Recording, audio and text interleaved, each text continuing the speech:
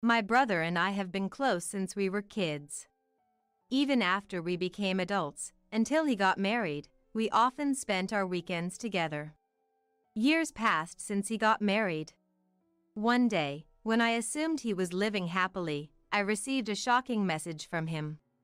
I'm being accused of an affair I know nothing about, and they're demanding compensation in the divorce court. It seemed that my sincere and earnest brother was being sued by his sister-in-law. I immediately headed to my brother's house. My name is Ava.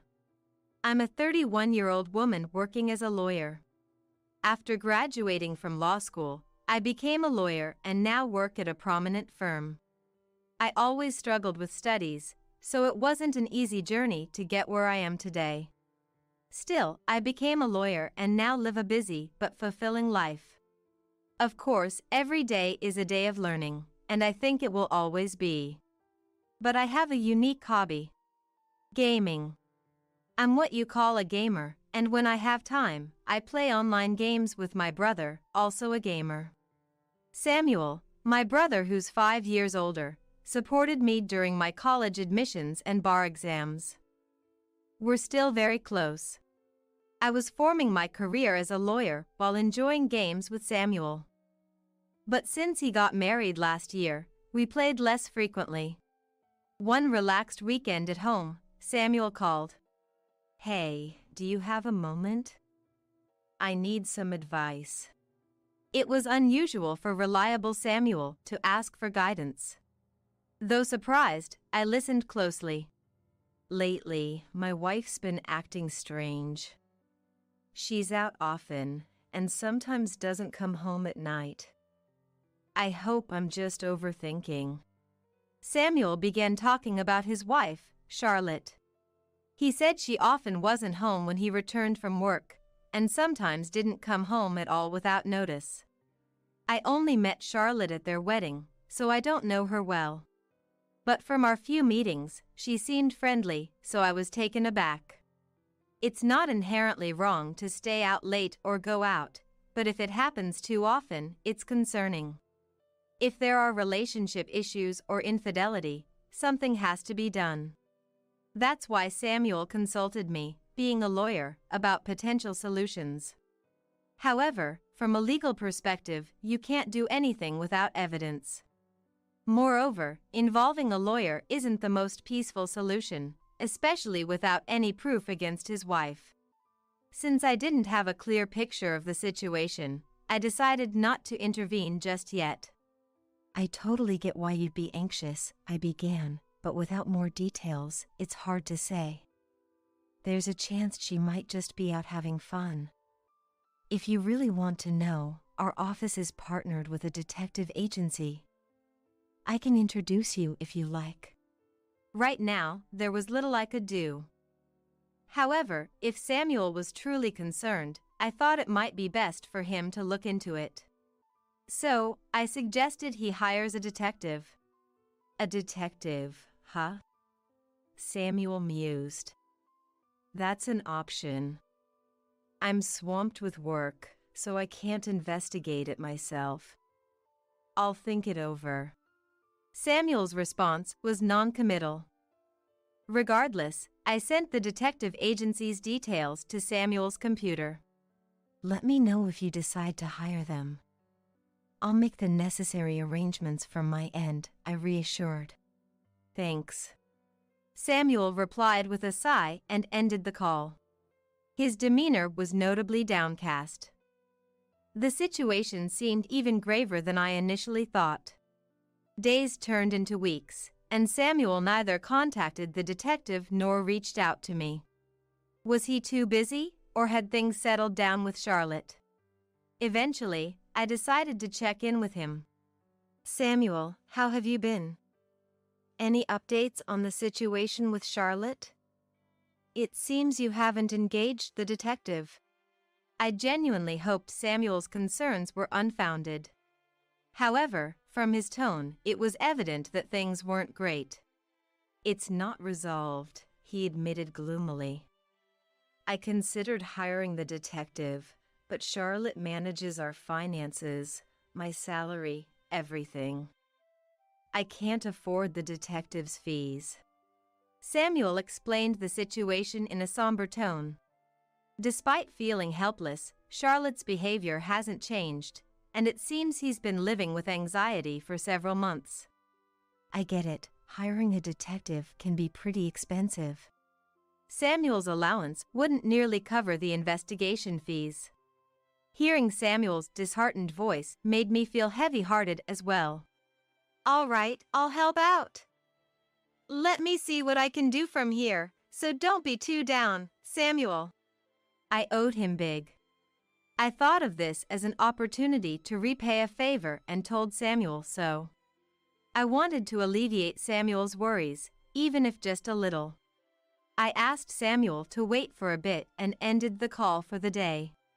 A few weeks later, I stumbled upon some unsettling information about Charlotte. Before I could share it with Samuel, he called, sounding more frantic than ever. "Is everything okay? Something's come up," he blurted out. I braced myself for what Samuel would reveal next. "Charlotte is threatening to sue me for alimony based on false allegations of infidelity. She even has a lawyer demanding compensation for our pending divorce, claiming they'll proceed legally if I don't pay." It sounded like Samuel had been ambushed by Charlotte and her lawyer with unexpected demands. He explained that he had secretly called me during a break from their intense discussion. Hearing this, I was at a loss for words. I knew Samuel wasn't the type to cheat. Samuel himself probably has no idea at all. That's why he's saying it's fabricated. So, Charlotte is claiming compensation in the divorce trial based on a non-existent affair story about Samuel. Samuel is genuinely a good person who is kind to everyone. Having seen many victims of scams and frauds at work, I was always worried about good-hearted Samuel. I often wondered if he might someday be deceived. But I never imagined this deception would come from his own spouse. "So, what's the situation? What's the other side saying?" "I mean, Samuel isn't having an affair, so this claim seems far-fetched." Given that he'd received a call in the middle of our conversation, it was uncertain when Samuel might be taken back. I needed to learn as much as possible about Samuel's situation in this brief time. So, I quickly pressed Samuel for details. He shared that someone had snapped a photo of him during a business meeting with a female colleague, and now they were using it as proof of an affair. In the photo, both of them were dressed professionally, and the location wasn't suggestive in any way. It was clear they were forcibly trying to frame it as evidence of infidelity. There were a few things that struck me as odd at this point. Specifically, the approach of the opposing lawyer. A lawyer is a professional, after all. They wouldn't do anything to harm their client's interests. If it's a case of infidelity, they'll do their utmost to reduce the compensation amount in a divorce trial if their client is the one having the affair. If their client is the victim, the lawyer's job is to claim the maximum compensation. But demanding compensation based on such flimsy evidence was highly suspicious. If they truly studied law, then they're a truly terrible lawyer. If such unreasonable demands were met, anyone could make wild compensation claims. There was no need to accept such an absurd request. As family, I couldn't stand by and do nothing. "Samuel, I'm coming over right now. Don't answer anything they say until I get there. Just stay put and wait for me." I decided to step in as Samuel's lawyer and talk to Charlotte and her lawyer. From lounging in my casual clothes, I quickly changed into my suit, shifting into work mode. I called a taxi and headed to Samuel's house as fast as I could. Upon arriving, I took a deep breath and rang the doorbell. It was Samuel who answered, and he welcomed me inside. Heading to the living room, I found Charlotte sitting next to an unfamiliar man. This man seemed to be Charlotte's attorney. Both of them looked at me in surprise. Sister-in-law, it's been a while. I greeted Charlotte briefly and then introduced myself to the man beside her. Nice to meet you. I'm Ava, an attorney. I'm here today representing Samuel. At my words, both Charlotte and her attorney looked shocked. What? Ava, a lawyer? You're joking, right? Charlotte mumbled, exchanging a quick glance with the man beside her. It's understandable that she was taken aback. She had no idea that I practiced law. I had been approached for free consultations and mentioned behind my back, leading to past troubles.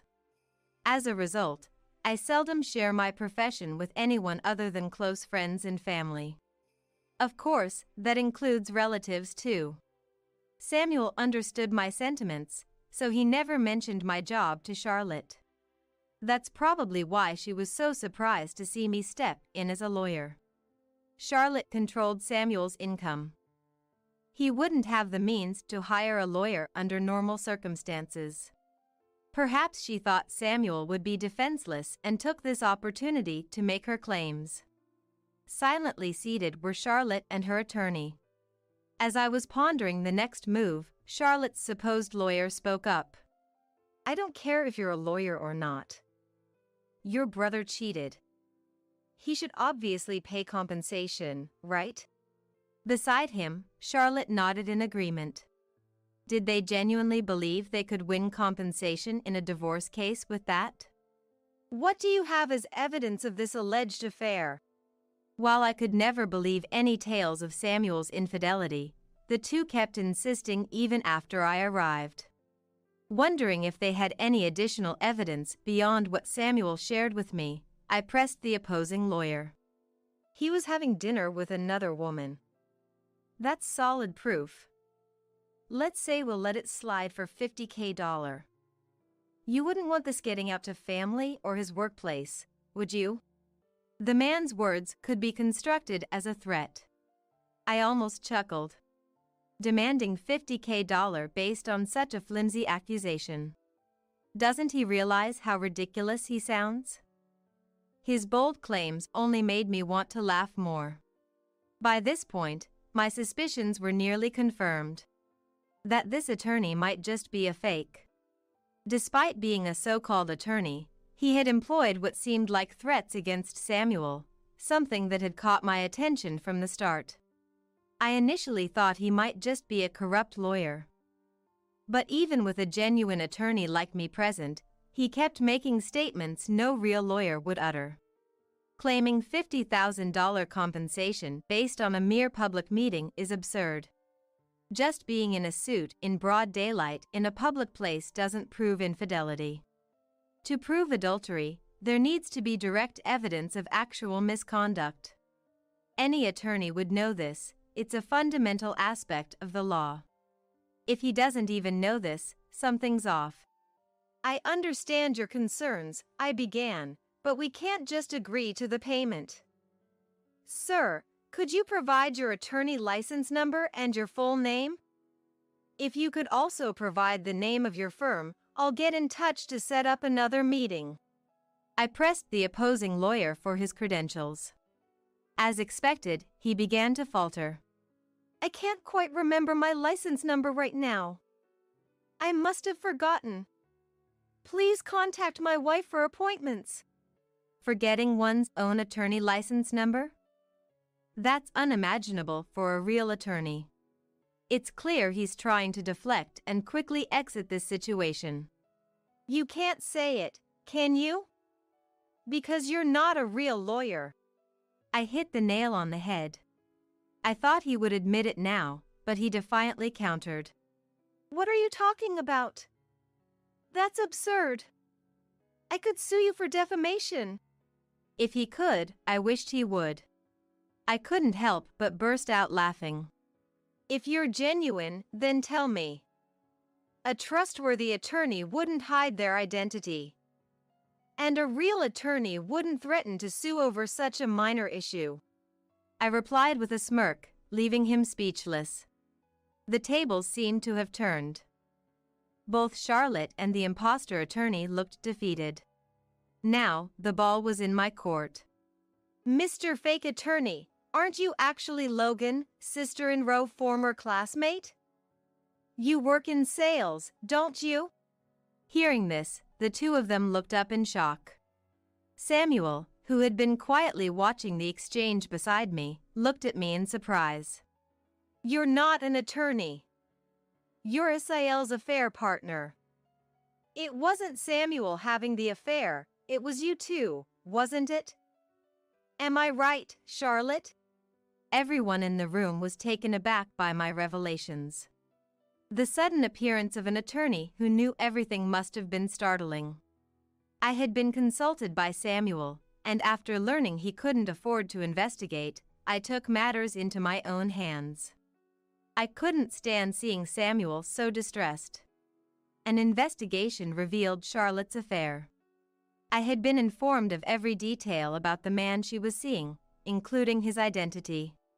When I arrived at the house and saw Charlotte with the man next door, I was equally taken aback. Turns out, the man who claimed to be Charlotte's lawyer was actually her affair partner. I'd done my homework. I let them know I had plenty of evidence of Charlotte's affair and reminded them that Charlotte and her partner would be the ones paying compensation. "So, are you still planning to claim compensation from Samuel?" Upon hearing my question, both Charlotte and Logan silently shook their heads. "I'm so sorry. I never meant for any of this to happen. Please forgive me." Perhaps realizing she would be the one paying, Charlotte's tone shifted to remorseful and apologetic. Logan, seeing Charlotte's demeanor, gave a slight nod of his head. Charlotte then began to talk about the fake affair. It seemed Logan had expressed his wish to marry her, and she had felt the same way. They decided to fabricate an affair to push for the divorce. The idea of also getting compensation money seemed like a good plan to her. It baffles me how someone could think, let alone execute, such a plan. Then Samuel, who had been silent till now, spoke up. "You betray someone and try to frame them with a crime. You think just saying sorry will settle it? I've always trusted you as my wife. So be prepared for the consequences of what you've trampled upon." Samuel spoke calmly but with palpable anger towards Charlotte. He was right. A mere apology can't make up for such deceit. You might not be aware, but claiming to be a lawyer without a license is a serious crime. You could face jail time or a hefty fine. And Logan, you're implicated too. There's no escaping this. Upon hearing this, both of their faces turned pale. It seemed they hadn't anticipated the gravity of the situation. Charlotte, in a frantic tone, said, "I'm so sorry. Please forgive me. I didn't know. I truly apologize." Logan quickly stood up from his chair and also began to deeply apologize. "I'm truly sorry. We didn't think it through. Please forgive us." Their fervent apologies were a stark contrast to their earlier demands. It was a foolish display. "I don't care what happens to you too. I'm reporting this," Samuel declared. It's often said that the kindest people have the fiercest anger.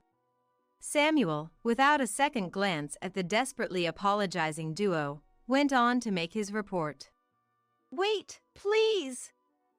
Just spare us that." Ignoring their pleas, Samuel called the authorities.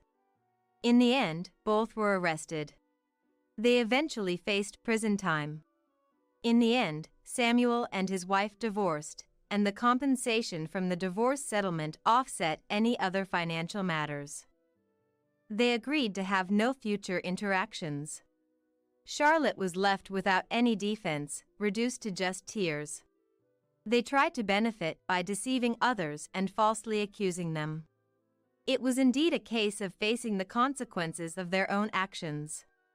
Regretting now is too late, but hopefully, they would change for the better. After the divorce, Samuel seemed to have regained his old spirit. Ever since getting married, Samuel and I have been enjoying online gaming, something he had set aside for a while. After the whole divorce debacle with Charlotte, Samuel moved out of the room they shared and started anew in a different place, trying to shift his feelings and begin a fresh chapter. For a while, he seemed to have lost trust in people and kept his distance. But lately, I've noticed he's been slowly venturing out for meals with friends. Once Samuel feels a bit more settled, I'm thinking of introducing him to some of my trustworthy friends. More than anything, after all the hurt he's been through, I want Samuel to find happiness. Right. I forgot, she exclaimed, rummaging through her small bag to pull out a white envelope. What's this? It's a letter I got from Grandma. She told me to read it in secret, away from Caleb. I took the letter from Scarlett. Just then, my sister arrived to pick Scarlett up, and I handed her over. After saying goodbye to Scarlett, I quietly opened the letter. Glancing over it casually, I was shocked. What? You're kidding, right? The content was hard to believe. Rushed, I went back to where Caleb was. As soon as I returned, Caleb spoke in a whiny tone. Hey Evelyn, I'm thirsty. Could you get me some juice or something? Ignoring his request, I swiftly flipped back the comforter and reached for Caleb's pants. What? Evelyn? Without hesitation, I pulled down his pants. What the heck are you doing all of a sudden? Caleb yelled, hastily trying to pull his pants back up. I sighed at the unfolding scene. Looks like Mom's prediction was right. Hey! What's the deal with suddenly pulling down someone's pants? Are you taking advantage of my inability to move? That's awful, isn't it? Caleb looked up at me, perplexed. Indeed, it was wrong to do it without saying anything. But without that, I wouldn't have been able to confirm it. My name is Evelyn, 32 years old. I graduated and joined the company, and it's been 10 years. With this tenure, I have a stable income and am trusted with various responsibilities at work. I've been leading a fulfilling life, but there was one worry. It's about my husband, Caleb, whom I've been married to for 5 years. Our encounter was at a friend's wedding. We just happened to sit at the same table. Ah, weddings are wonderful, aren't they? Really, they both look so happy. We didn't talk much, but I was impressed by how genuinely happy Caleb seemed for the bride and groom. Later, through a friend, Caleb made the first move, and we started dating smoothly. I want to marry you. After Caleb's straightforward proposal, we got married. The surprise came later. What? You've been divorced before? And you have a child? Yeah, and, you see, my ex-wife is demanding child support. Despite his divorce, his ability to genuinely celebrate others' weddings was, in a way, impressive. About the child support, isn't it just better to pay it? That's part of being a father, right? No, the thing is, I'm out of money this month. What? I had a sneaking suspicion that Caleb's income wasn't great. But I never imagined I'd end up paying child support for a child I didn't know with my salary. I rushed into marriage. I didn't regret marrying him, to be honest. But the real issue was Caleb's carelessness with money and his failure to see the problem. I quit my job again, he'd say with a nonchalant smile, time and time again. You quit. What are we going to do now? It'll be fine. You're working too, Evelyn. We'll manage somehow. He was the definition of relying on others. I didn't want him to depend on my money. Did he marry me for my money? I sometimes wondered. But putting money aside, Caleb wasn't a bad husband. He was a bit unconventional, but that was what made life exciting and fun. Feeling like something sweet. Want to hit the convenience store? Now? Yeah. On a weekday night, on a whim, we'd end up at the convenience store, just for sweets. All right. I'm not sleeping until I beat this game tonight. Okay. Sometimes I'd end up pulling an all-nighter with him over a game. It was honestly tough at our age, but I didn't dislike his spirit. That's why I couldn't leave Caleb, despite his financial irresponsibility and job instability. He wasn't cheating, at least. I thought, as I let things slide, and before I knew it, here we were. But then, just the other day, I saw it. An unknown young woman sitting in the passenger seat of Caleb's car.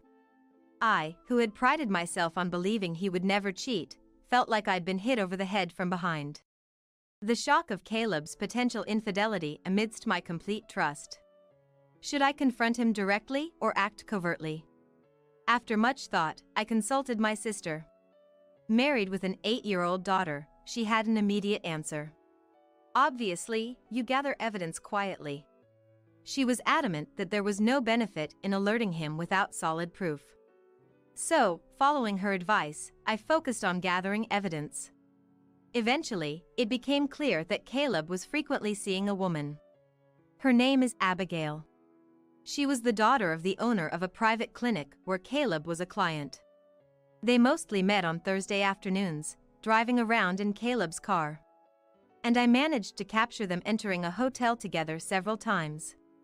I thought he was honest about women at least. Disappointment hit me before anger. Married life wasn't unpleasant, but it wasn't easy either.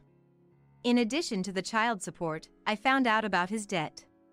Both were from before our marriage. Things I should have known about or were none of my business. He married me without disclosing these facts. Wasn't it almost like being deceived? There were times when I thought that. And I took pride in the fact that he was faithful. I never imagined even that would be betrayed. I'll confront him with everything and then leave. Caleb, carefree and nonchalant as ever, probably had no clue I knew about his secret. I wanted to give him a surprise for once. So, I was contemplating the day to reveal everything. Soon after, I received a shocking message from Caleb. Sorry, I had an accident. I might not be able to move my body anymore. I left work immediately and rushed to the hospital Caleb had mentioned. It was the clinic owned by Abigail's father. Feeling faint-hearted, I even called my mother to come with me. Are you Caleb's wife? Please, this way. I never imagined meeting this person under such circumstances. The one guiding us at the reception was Caleb's affair partner, Abigail. I had seen her face several times from behind or in profile over the past few months, but facing her directly like this felt surreal. Led to the room, I found Caleb lying in the bed. Caleb! Oh, Evelyn. You came. His voice and expression seemed good. My mother and I exchanged a relieved look. The message had startled us, but he seemed to have only minor injuries. What a relief, I thought. But then, the doctor's next words left me speechless. There's a high possibility that Caleb has become hemiplegic. Hemiplegic? It means, in Caleb's case, the right half of his body might not move anymore. Is there no chance of recovery? The doctor closed his eyes as if in deep thought. It's difficult. Then said. I found myself sobbing uncontrollably, supported by my mother. After calming down a bit, Caleb began to speak hesitantly. This hospital, because of its facilities, can't accommodate long-term patients, so I'll be sent home. But what about thorough examinations? Your right side isn't moving, right? There could be other reasons. Well, I'm tired from the accident today. We'll revisit this. Caleb's words, somewhat hesitant, worried me, but I didn't want to push him. Reluctantly, I had my mother help me take Caleb back to our apartment. After laying Caleb in bed, I went out to the entrance to see off my mother. Sorry for the sudden call today. Thank you. It's okay. But it seems the timing to confront him about the affair has vanished. Indeed. What will you do now? If Caleb is truly hemiplegic, I can't abandon him just because he cheated. I'll think about it. Remember, you're the most important to me. It seemed like my mother was advising me not to sacrifice myself for Caleb. Thanks. She seemed to want to say more, but left with a complex expression on her face. The next day, my life caring for Caleb began. Although he was hemiplegic, the other side of his body worked, so the need for care was less than I expected. However, soon, taking care of Caleb's mental health as he couldn't go outside became more challenging. I'm just so bored. Surprisingly, he didn't complain much about his immobility, but his frustration seemed to stem from boredom. He would summon me frequently for trivial things, like wanting juice or needing his back scratched. These were minor tasks, but the constant demands wore me down. During such moments, my sister's daughter, my niece Scarlett, suddenly decided to visit our home. Scarlett and Caleb hardly know each other. Why she would visit under these circumstances was initially a mystery to me. When I asked my sister why, her reply was nonchalant. Obviously, because I am worried about you. Even Scarlett at 8 years old is concerned about you. That's sweet of Scarlett.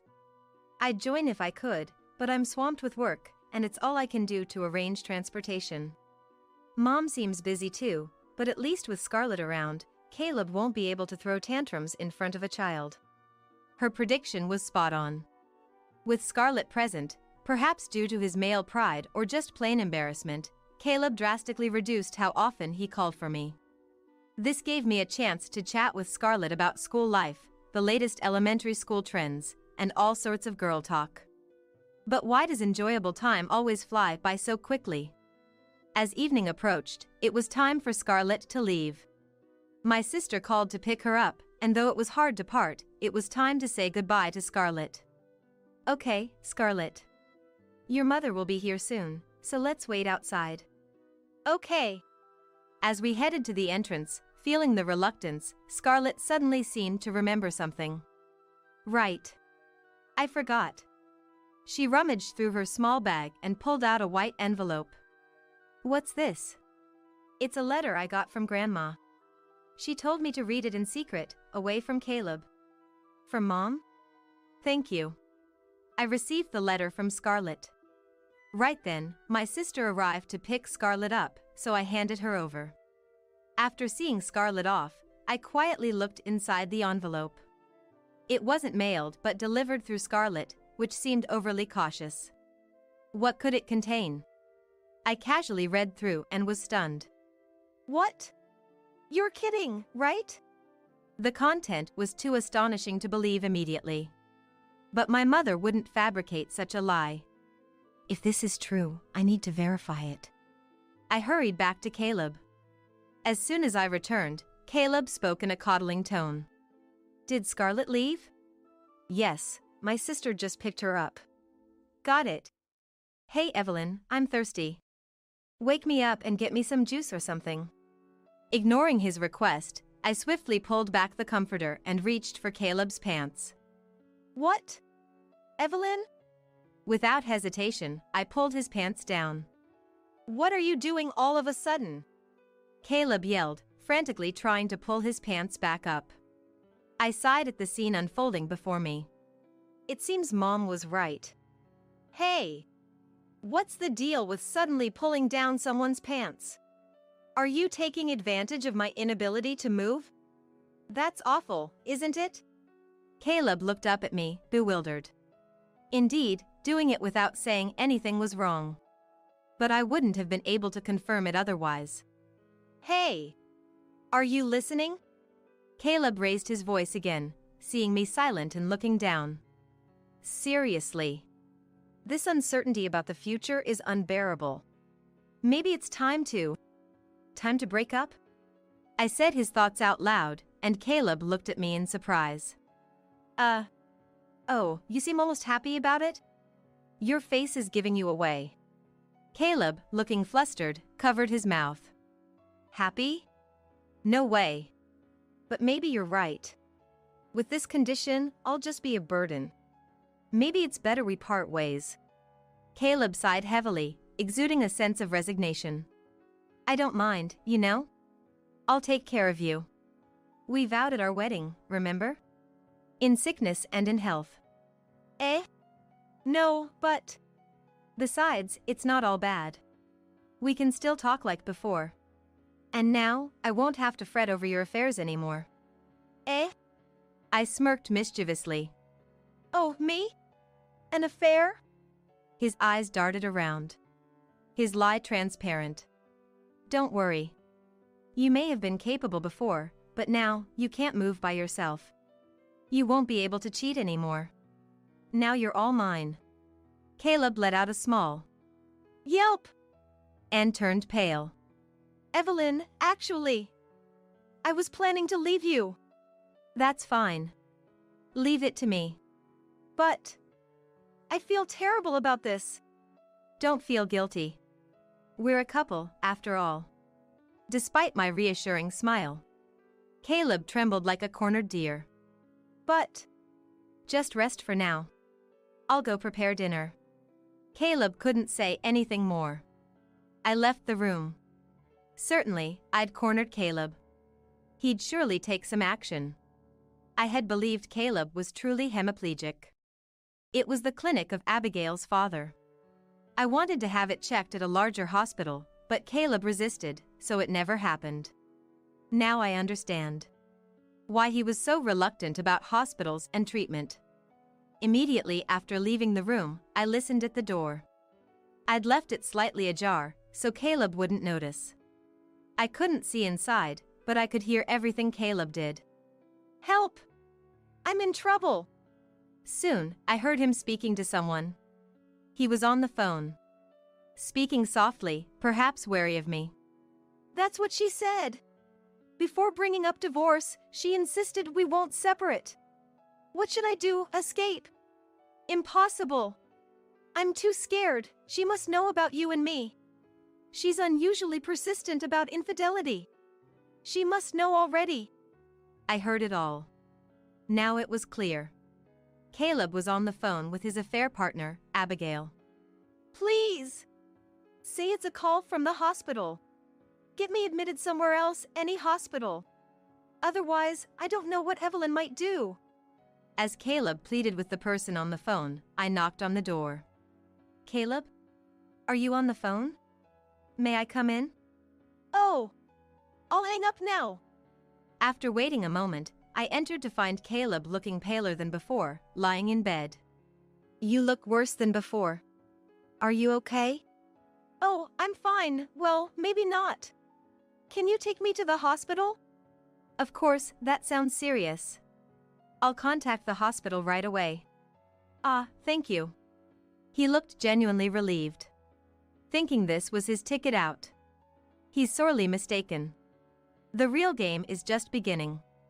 I'll expose everything about Caleb and Abigail at the hospital. Upon arrival, Abigail greeted us. Caleb. Are you okay? Abigail. Thanks. I'm feeling a bit off. After what happened, it's understandable.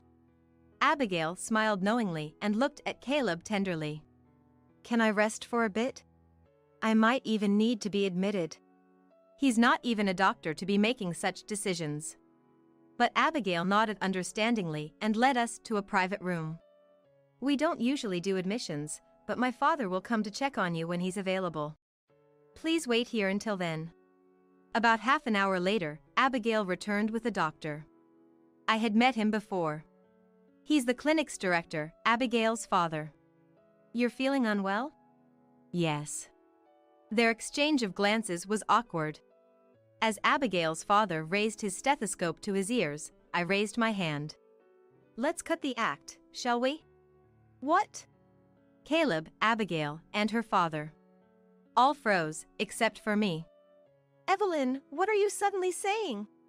Ignoring Caleb's protest, I grabbed his pants like before and yanked them down forcefully. Whoa! What are you doing? Stop it! Caleb scrambled to pull his pants back up. As I said before, something's off, right? Are you worried that if I become hemiplegic and useless as a man? I see. You were only after my body. I'm disappointed. Caleb pretended to be upset, not noticing the expressions of the others in the room. After your body? Unfortunately, I'm not as lewd as you guys. What did you say? You still haven't realized? Realized what? As Caleb tilted his head, Abigail whispered in his ear. Finally understanding, Caleb's eyes widened in shock. No, this is, well, that. Hemiplegic? You move too quickly for that. Everything's been exposed. Why keep up this poor act? The letter from my mother had only a few lines. I've looked into it, and there's a high chance Caleb's hemiplegia is an act, perhaps a lie to leave Evelyn? Maybe try pulling down his pants to see his reaction? Following my mother's advice led to this revelation. In a panic, Caleb, who was supposedly unable to move his right hand, easily pulled up his pants. So it was all an act from the start. No, that's not. Explain everything. Sweating profusely, Caleb complied. The day of the accident, the person riding next to Caleb in the car was Abigail. They were in the midst of an affair. The injuries were minor for both of us, but the car was badly damaged. I thought if the police got involved, Evelyn would find out. So I figured if I pretended to be severely injured, I could cover it up. The absurdity of it all left me speechless. Did you think you could keep up such a ridiculous life forever? No, well. Or was it all to hide your affair? That's not it. Before Caleb could respond, Abigail interrupted. Caleb was just trying to spare you the pain of a breakup. After all, finding out about an affair during a drive would be humiliating. So he told a kind lie about being hemiplegia, hoping for a smooth separation. Kind? How is cheating with someone much younger than himself, and then lying about it, kind? Stop it. Our love is real. Abigail said this proudly, but Caleb, shrinking in the background, looked like his elaborate lie had caught up to him. Is that so? Then you should have been upfront about it. Right, Abigail's father? Abigail's father flinched. His forehead glistened with more sweat than Caleb's. Well. The moment I realized the hemiplegia was a lie, I had a lot to say to you. Me? What might that be? Abigail's father looked at me with a forced smile. Perhaps he couldn't abandon his daughter. I felt sorry for him, but as a doctor, he did something he shouldn't have done. I guess you just listen to your daughters, please, but how did you feel watching me break down in tears? Don't you have any professional pride? Wasn't it empty to go as far as forging a medical report? Abigail's father seemed to catch his breath. He began to speak, carefully choosing his words. That wasn't forgery. It was a diagnostic error. How could such an obviously healthy man be mistakenly diagnosed as hemiplegia? He probably wanted to insist it was a mistake, not malicious forgery. Well, as for me, it doesn't really matter. Fortunately, I have relatives in both the medical and legal fields, so I'll be consulting with them. What? You can't. Abigail's father's complexion changed. Understandably so. For a private practitioner, reputation and client reviews are crucial. If it became known that he dirtied his hands as a doctor just to unite his daughter with her affair partner, the clinic's reputation would undoubtedly hit rock bottom. Please, have mercy. There's no mercy here. I'll have my lawyer discuss the details with you later. Since Caleb seems to be in good health, please go back to your duties. He was hardly in the state of mind for work, but it was true that other patients were waiting. The calls of the nurses had been audible for a while. Yet, Abigail's father, who had been reluctant to leave, was finally forced out by me, barely able to walk, and exited the room. That left Abigail, Caleb, and me. In the silent room, I reconsidered the situation. On the day of the accident, Caleb was with Abigail, engaged in their affair. Right after the accident, given the proximity to the scene, they sought medical attention at Abigail's father's clinic. Perhaps it was then that Abigail conceived the idea. Could she keep Caleb for herself this way? It's unclear if Caleb had contemplated divorce, but it's unlikely all this was just to conceal an affair. It's more probable that Abigail persuaded him. For Caleb, who always wanted to quit his job, the allure of a doctor's daughter, a sign of wealth, was irresistible. Moreover, claiming hemiplegia would serve as an excuse to leave his job. He probably thought that if he used this as a pretext to break up before the affair was exposed, everything would neatly resolve. But that was a flawed plan from the start. I knew about their affair even before Caleb's accident. Though I lost the opportunity to confront them amidst the confusion of the accident, now that their lies were exposed, I had all the leverage. There was plenty of evidence. Well then, I looked slowly at the two of them. Caleb was sitting on the bed, and Abigail stood beside him. Regarding what comes next, I want a divorce. Surprised by my statement, Caleb and Abigail exchanged looks. A divorce, is that okay? Okay or not, I've known about your affair for a long time. I've been preparing to leave since then. Caleb looked conflicted, and Abigail's eyes sparkled. So Caleb and I can be together. We don't have to meet in secret anymore. Despite their bold meetings, it seemed they had been trying to keep it discreet. Yes, after we divorce, you're free to do as you please. However, there are conditions for the divorce. Conditions? Abigail frowned in confusion. Yes, don't worry, it's nothing serious. First, I'll be seeking compensation from both Caleb and Abigail.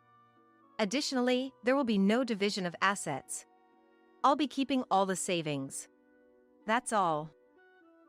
Isn't that a bit unfair, Evelyn? Unfair? Have you forgotten that for the 5 years we've been married, I've covered most of our living expenses? That alone is more than the savings. Caleb, notorious for his laziness, has never held a job for long. His income was unstable and significantly lower than his peers. Moreover, he was a big spender, still not having paid off debts from before our marriage. Sure, Evelyn has helped me, but I've been working hard too. He seemed dissatisfied with the idea of handing over all the savings. Caleb stuttered and struggled to find the right words. I didn't want to prolong this confrontation and was considering setting a later date to talk things through when, unexpectedly, Abigail came to Caleb's rescue. Caleb! We've come this far, haven't we? Don't worry about money. Dad's here, and I'll take care of everything. More than anything, I want us to freely express our love as soon as possible. Abigail. Love conquers all. In front of his soon-to-be ex-wife, the audacity of their display was astounding. What did Abigail see in him? That was a lingering question, but her intervention wrapped things up. All right, I'll leave the divorce papers, compensation, and the specifics to my lawyer. I'll send your belongings to Abigail's place. I suppose we won't be seeing each other anymore. Well then. Take care. The two, already acting like a couple, cozied up to each other. I remembered something I had almost forgotten to mention. Oh, right. Don't forget to keep up with the child support payments. And try to at least make the interest payments on your debt. Abigail looked up at Caleb, standing beside her, in disbelief. What, child support? Debt? What's that about? Didn't you know? He has a child with his ex-wife. Oh, and don't get me wrong. I didn't steal him from his previous marriage. Caleb was already divorced when we met. A bit agitated. And the debt? Abigail asked. It was there even before we married. So, I don't know what it's for. How much is it? About $30,000, I believe. I smiled as I informed her, and Abigail's face went pale. Understandably so. With the added burden of paying me compensation, plus child support and debt, it's enough to make one feel faint. But we can work hard together to pay it off, right? Abigail, trying to motivate herself, clenched her fist and turned to face Caleb. Caleb. Yeah! And he nodded vaguely. Good for you, Caleb. You've got such a positive partner in Abigail. That should motivate you to find a new job. New job? Abigail's eyes were empty. Yes, because after this incident, Caleb hastily resigned. Now he's officially unemployed. He has no qualifications, so getting a full-time job might be challenging. But love conquers all, right? You'll manage. Abigail muttered under her breath. But still, there's that issue," she said. Abigail was clearly in shock, and Caleb was panicking. I waved goodbye to the two of them and left the hospital. Later, the divorce was finalized without issue. To my slight concern, Abigail's father paid all the compensation, probably fearing that I might spill everything. Considering the potential fallout if this incident became public, he probably thought it was a small price to pay. This cleared all obstacles for Caleb and Abigail. However, they didn't remarry immediately. Caleb was pushing for it Right away. but, well, maybe. Abigail was hesitating. Furthermore, the two of them were constantly fighting, with Caleb never finding a job and Abigail reluctant to make their relationship official. Even if you think someone is your destiny, it's understandable to hesitate when faced with such a hopeless case. In my situation, by the time I realized everything, I had already grown too attached to Caleb. If it wasn't for that, I would have left him much sooner. Thanks to all this, I'm now enjoying a peaceful life for the first time in a while. At first, I thought I might feel lonely. Caleb, despite his many problems, was good at entertaining and pampering people. But once he was gone, I realized how much more comfortable life could be. No more sudden demands for sweets, no more all-night gaming sessions. Some might find that exciting, but it was too much for my 30s body. Now I can take care of myself, live each day with ease, and not always on the edge. No more stretching beyond my limits. I'm looking forward to a life that fits me, without overextending or pushing too hard. I did what you could never do for Yosef. With those words, she showed off her newborn niece, Amelia, to me. Seeing me struggle for words, Yara wore a triumphant smile. Doesn't she look adorable, just like Yara? I bet she'll be a model or an actress someday. My betraying husband, Yosef, then added an insult to his remark. Time to head home, I guess. We've been able to show our happiness to the single Kayla over here, so it's been quite a satisfying today. Yosef exchanged a sly glance with Yara, both grinning deviously. What did they think of children? Were they just tools to flaunt in front of me, who couldn't have kids? Their attitude was pushing my anger to its limits. That's when I realized something. Wait, this child. What is it? You're looking serious, all of a sudden. Yosef responded, slightly caught off guard by my mutter. I couldn't help but find the situation amusing and began to chuckle. Gently stroking the baby's cheek, I replied. Such an angel, but her skin. As I revealed a certain truth, the smug looks on their faces froze instantly. My name is Kayla, 52 years old. My husband, Yosef, is an executive at a major trading company, whom I've supported as a housewife for many years. Yosef occasionally brings colleagues over to enjoy my cooking. Most of what comes out of Yosef's mouth are boasts about his younger days. His colleagues, brought along, would force a smile and endure his long stories, saying, "That's amazing." When they praise my cooking as delicious, Yosef smirks unpleasantly and says, "Well, that's about the only talent she has." She's eating off my high salary, so she better do at least this much, or she's just useless. And so he said, belittling me in front of his subordinates.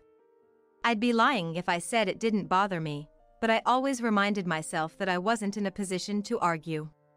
It's been almost 30 years since we got married, but we've never had children. I always dreamed of having at least 2 kids after marriage. Despite spending time and money on fertility treatments, we were never blessed with children. I felt a sense of guilt for not being able to bear children. So, no matter how heartless Yosef's words were, I'd smile and think, I can endure this much. When Yosef talks about work, his eyes shine like a boy's, and I was happy to support him in any way I could.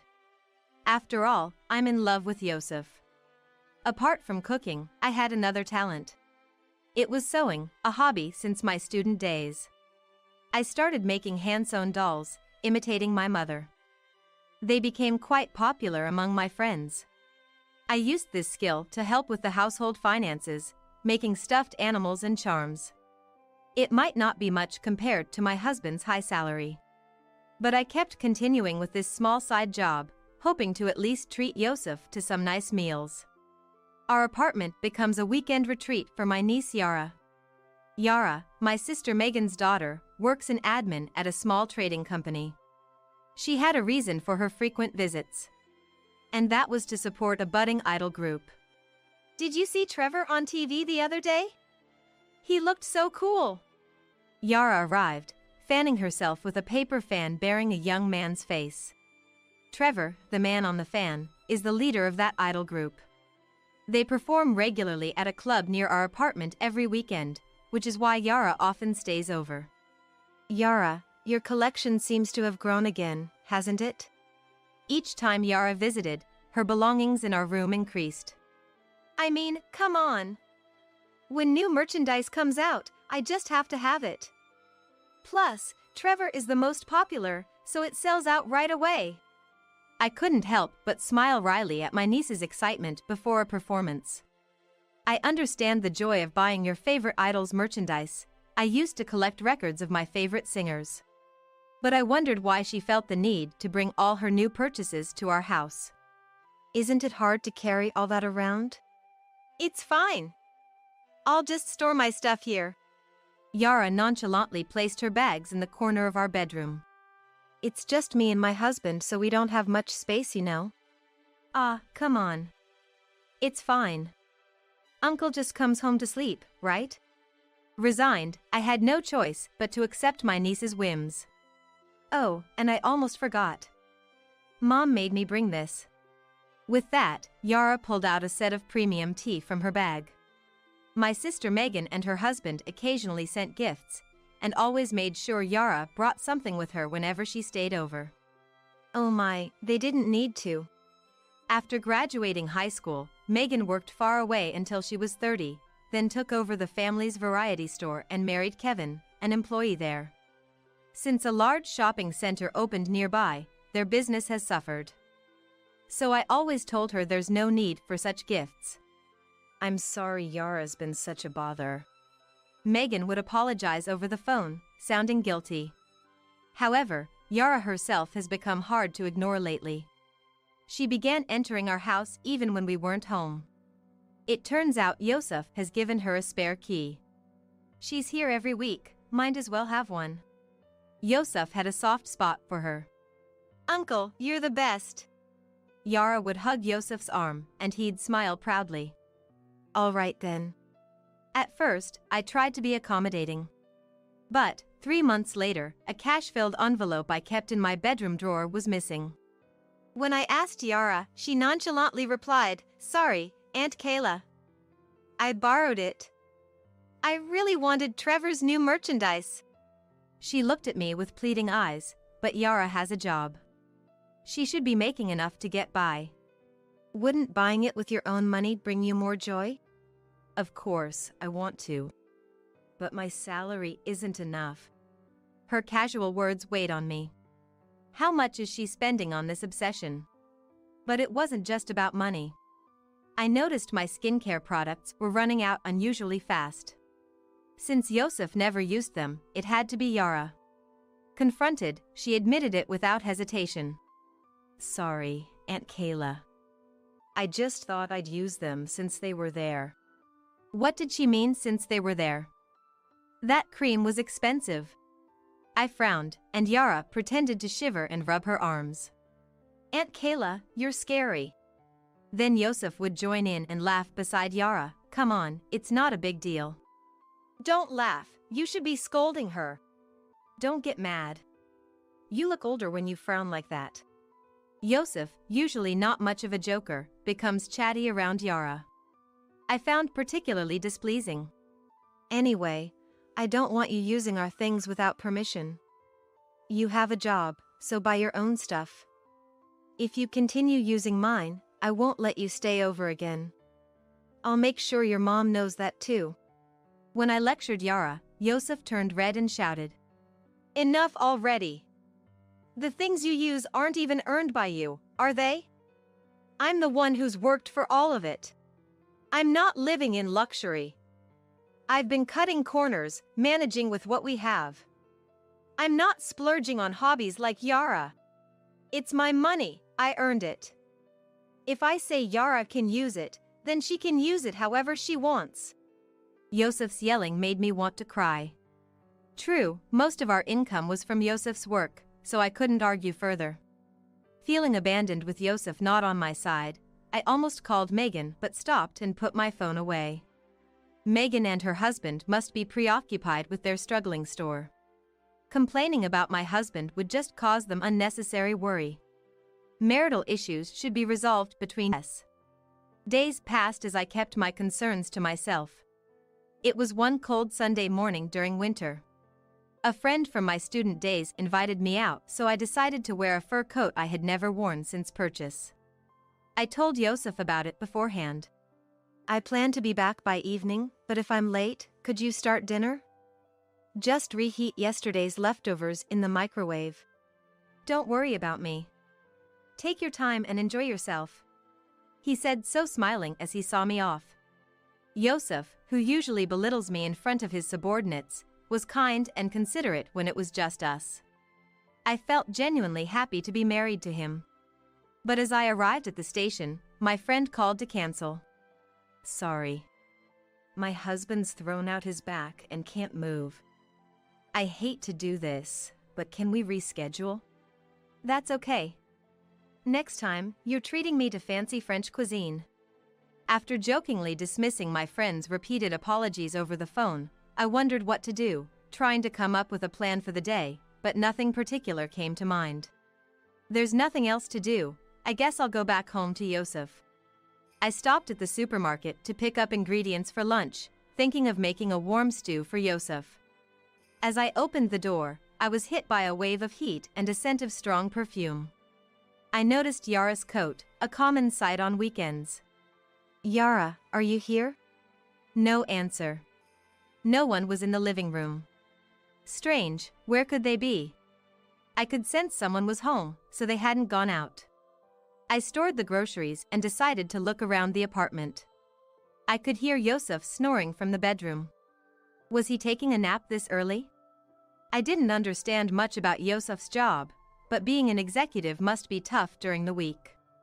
So, I thought to let him rest on his rare day off. When I opened the bedroom door to see Yosef, I was met with a shocking sight.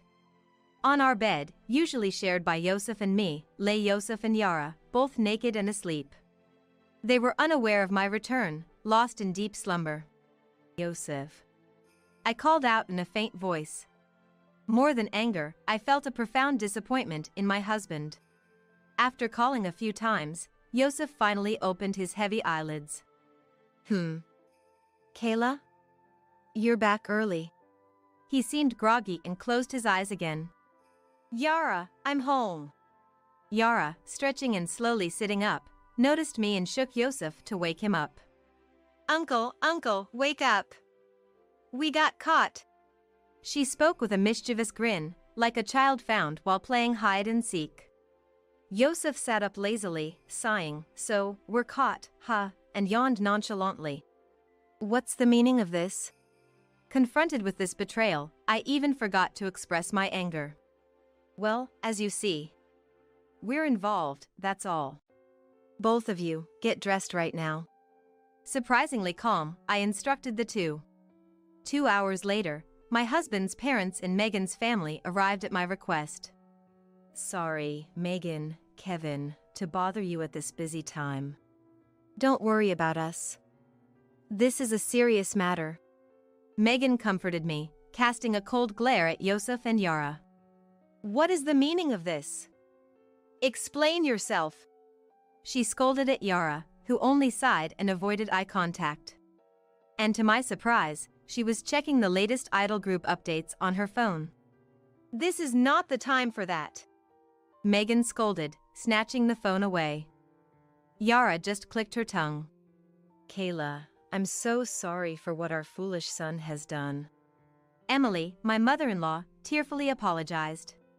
Both in-laws were over 80, and it must have been hard for them to come in this cold. Do we really need to drag these old folks into this?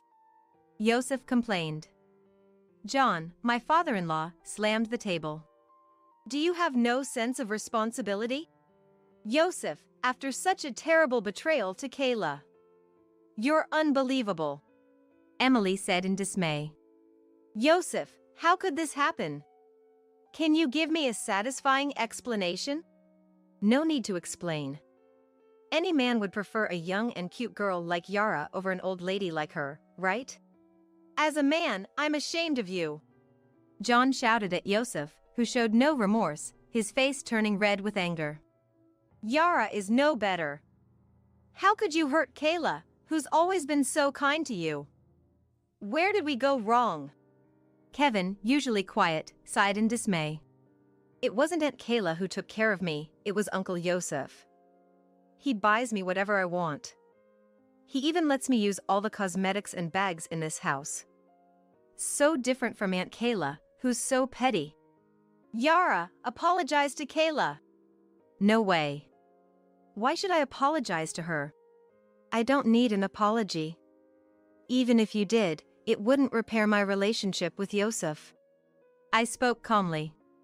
I reflected on the 30 years I had devoted to Yosef, enduring his belittling behavior because I believed he loved me. But his betrayal shattered everything I had held dear. Let's get a divorce. There's no other option. Is that what you want, Kayla? Megan asked, and I nodded firmly. Thanks, Kayla. Now we can marry openly, Yosef said, hugging Yara. They gazed at each other, unconcerned about the family's presence. On the way here, Dad and I decided, if you showed no remorse, we would disown you today. Megan said to Yara, her voice tinged with anger and sadness. That's fine. I don't need you guys anymore. I have Uncle Yosef now. Then it's decided. Don't ever cross our doorstep again, Kevin declared firmly. Yosef, we too have decided to disown you today. Megan's family and my in-laws apologized to me before leaving in a somber mood. Afterward, my divorce from Yosef was finalized. The divorce mediation, handled by lawyers, granted me compensation from both Yosef and Yara. Yosef, not wanting to burden Yara, paid both their shares in full. Within a month of our divorce, Yosef remarried Yara. I'm an executive at a major trading company. I can afford it. You can have all the marital assets, Yosef boasted, relinquishing his shared property. Despite his pride, he seemed to be struggling financially after paying both settlements. But he was a stranger to me now, so I focused on moving forward. I returned to my family home and began helping at Megan's variety store. Both my elderly parents were in a care facility. I took over the shop when Megan and her husband visited them. Sorry for always making you help out. It's me who should be grateful. I can't expect to be fed without doing anything. Megan and her husband always looked out for me after what I had gone through. Mostly out of concern for the mistake their daughter had made. Their feelings were so apparent that I felt more apologetic than they did. That summer, 3 years after I had returned home, Yosef and Yara unexpectedly appeared before me. Why are you here? I was stunned to see them smiling as they entered the shop. It's been a while, Aunt Kayla, Yara greeted, holding a newborn baby in her arms. Seeing the baby, I was at a loss for words. Since Yara was holding the child, it must be her baby. That would mean the father is, of course, Yosef. Seeing my speechlessness, Yara wore a triumphant smile. I did what you could never do for Yosef, she said, playing with the baby.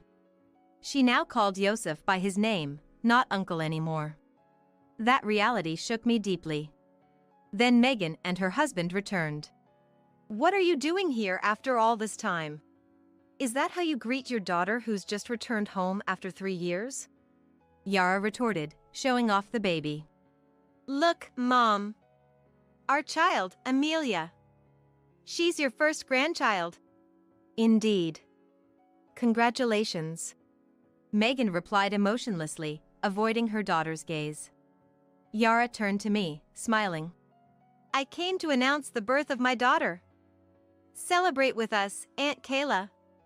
Say hello to Amelia. Enough. What on earth are you thinking? Have you considered Kayla's feelings?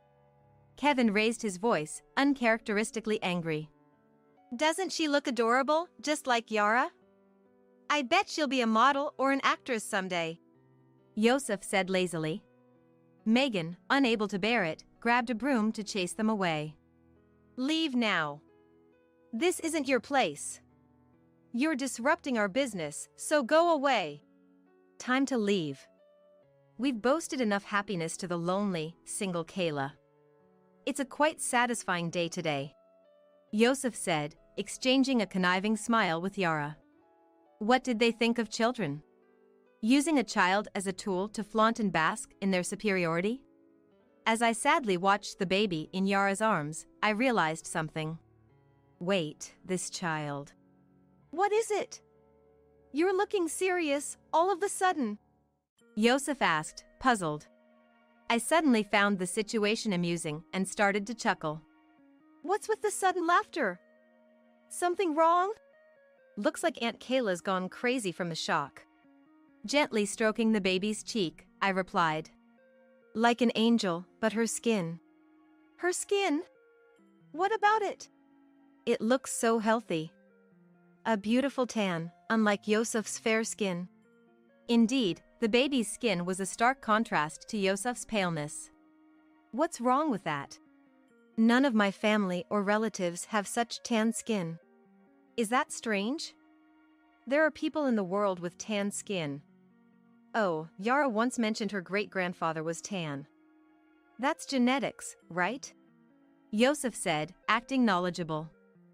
At that moment, my suspicions about Yara turned into certainty. That's impossible. What do you mean, impossible? Yosef questioned, suddenly anxious. I fetched an old family album from a closet in the room my grandparents used to use. Here, something I want you to see. Saying this, I showed a photo from the album. It's just a regular family photo. In the photo were me, Megan, our parents, and grandparents. It was taken in front of the store when my parents first started their variety store. This tall man on the right is my grandfather, Yara's great-grandfather. So? It's just a normal family photo. Don't you see? Look at my grandfather's skin. Fair-skinned, so what? That's normal, right? Yosef seemed to not grasp the reality. While he was confused, Yara's face turned pale. Enough. Amelia needs her milk. Let's go. Yara urged, tugging at Yosef's shirt. Unaware of the truth, Yosef started to leave, so I gave him another hint. There's no one with tan skin in my family, not just my grandfather. No relatives either. Wait, does that mean? Finally, Yosef seemed to understand what I was implying. That means the likelihood of you two having a tan child is 0. I said emphatically. Yosef started shaking. It's a waste of time being here. Let's go home. Yara hurried him, but Yosef, now understanding, didn't move. He turned to Yara, questioning her sternly. What's this about? Our child shouldn't be tan. Then whose child is this? There's something else I want you to see. I snatched Trevor's keychain from Yara's bag and showed it to Yosef. Trevor, known for being half Hispanic and half American, publicly acknowledged his mixed heritage. Yara had always admired Trevor's mixed heritage, often praising his appearance as cool. This guy. He has the same skin color as Amelia. Yara, initially frightened, quickly turned defiant and laughed. Oops, looks like I got caught. That's right. Amelia isn't your child. She's mine and Trevor's. I seduced him, and he fell for me immediately. Yara boastfully recounted her affair with Trevor. You've been deceiving me? Seriously, did you think a young and cute girl like me would be into an old guy like you? Hilarious. I approached you because you're an executive and seemed wealthy. With your money, I could buy lots of Trevor's merch and win him over. So, I was just an ATM to you. Yosef realized the truth and erupted in anger. Of course. I endured it for the money. Who would willingly share a bed with an old man like you? I let you live in a dream for 3 years. You should thank me. What did you say? Megan, my husband, and I were stunned as Yara and Yosef argued. Enough, both of you. The baby is crying. Can't you hear her? Megan shouted, stopping their quarrel. I can't stand this anymore. You're not family, just strangers. Leave now. Megan ushered Yara and Yosef out. Poor Amelia. That was my honest thought. 2 months later, Yosef visited me alone. Suddenly bowing deeply, he shamelessly begged, "Please, Kayla, give me another chance. I did a DNA test. There's no blood relation between me and Amelia. I was deceived." Oh, really? And? I couldn't forgive Yara and Trevor for conspiring to make me raise their child. I stormed into Trevor's dressing room at a concert and demanded compensation. Oh my. How challenging for you. I humored him, though I was indifferent. I had already learned about the scandal from the TV and magazines. Trevor impregnated a married fan and let the husband raise the child as his own. This scandal became widely known, bringing national attention to the obscure idol group. Facing nationwide criticism, Trevor's agency couldn't defend him and ended his contract, as reported by tabloid TV. I saw it on TV. They're responsible for their actions. Right? They're terrible. Yosef laughed, thinking I was agreeing with him. Moreover, the tabloids, not easing their investigative efforts, ruthlessly delved into the life of Trevor's partner, Yara. Astonishingly, it was revealed that Yara had been physically involved with multiple men besides Trevor, earning money from them.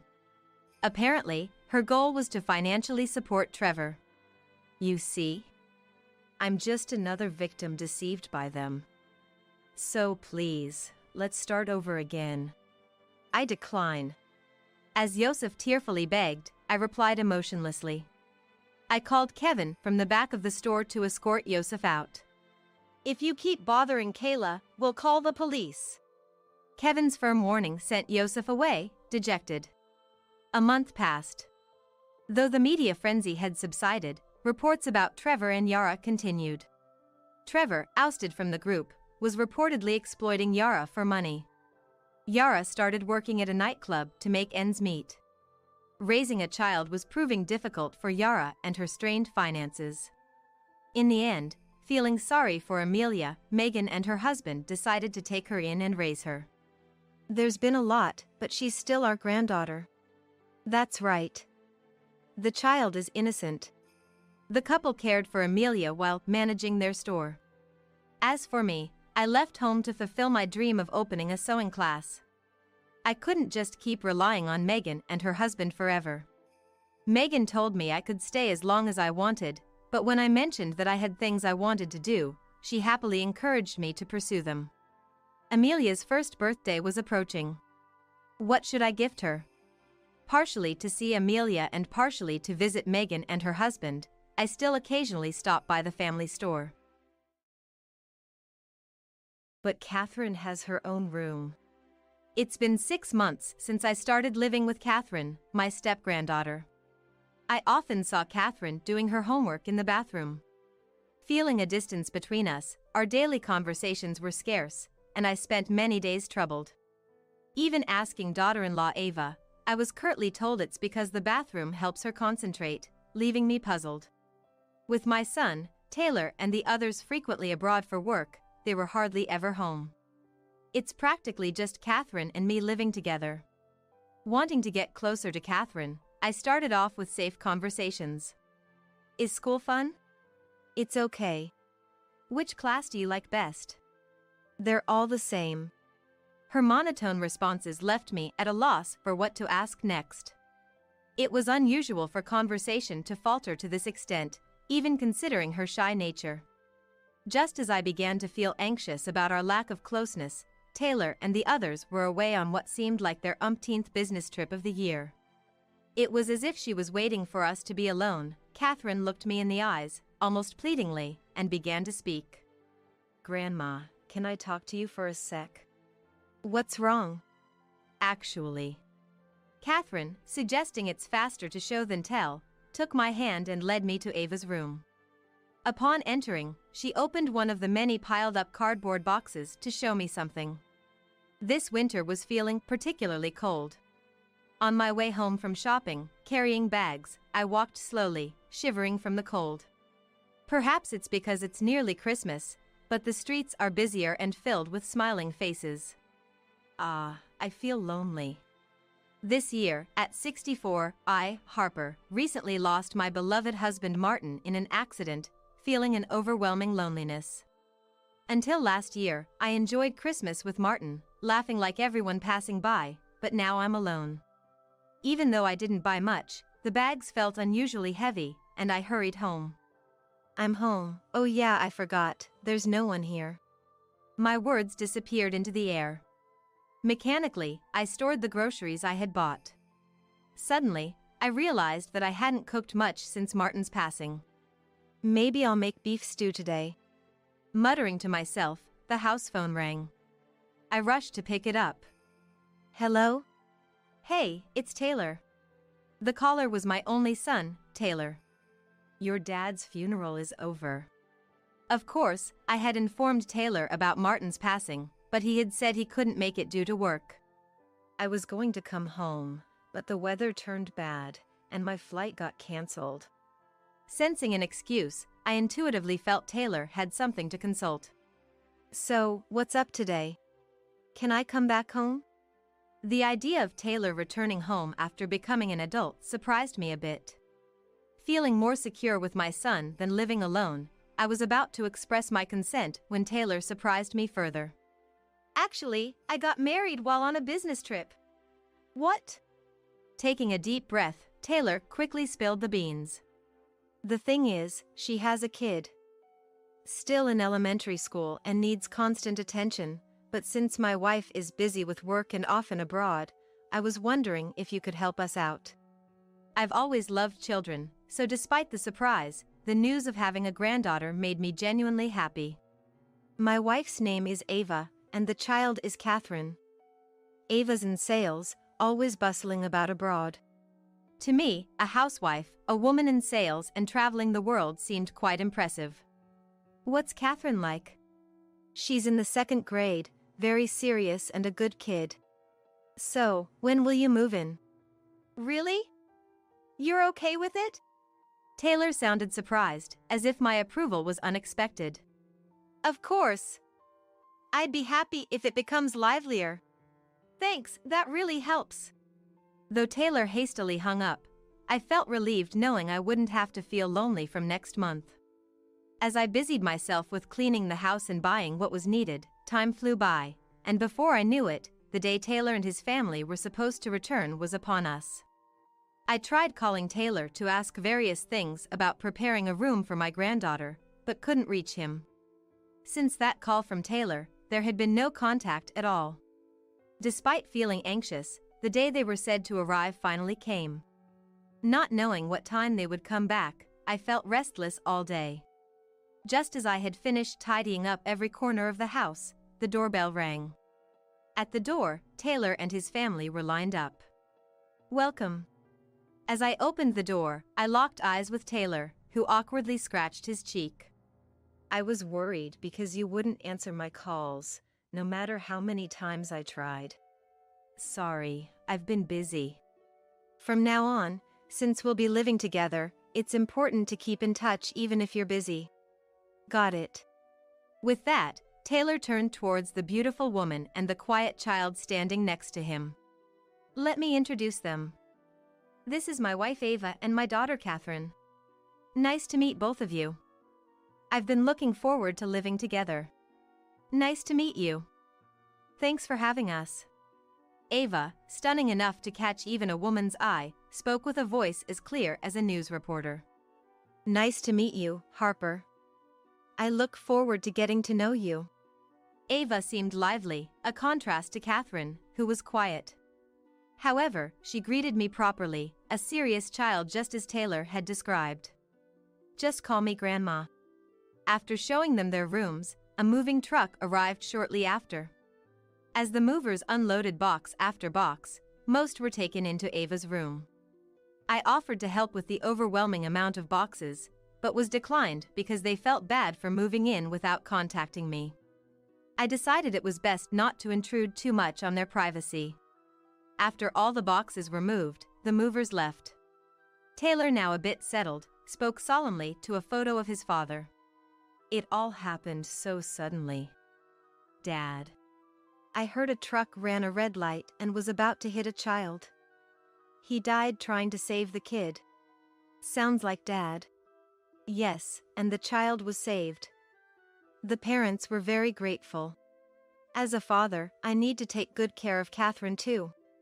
Despite his busy work, Taylor seemed concerned about not spending enough time with Catherine. While we were talking, Catherine, who had finished unpacking, stood quietly in a corner of the living room.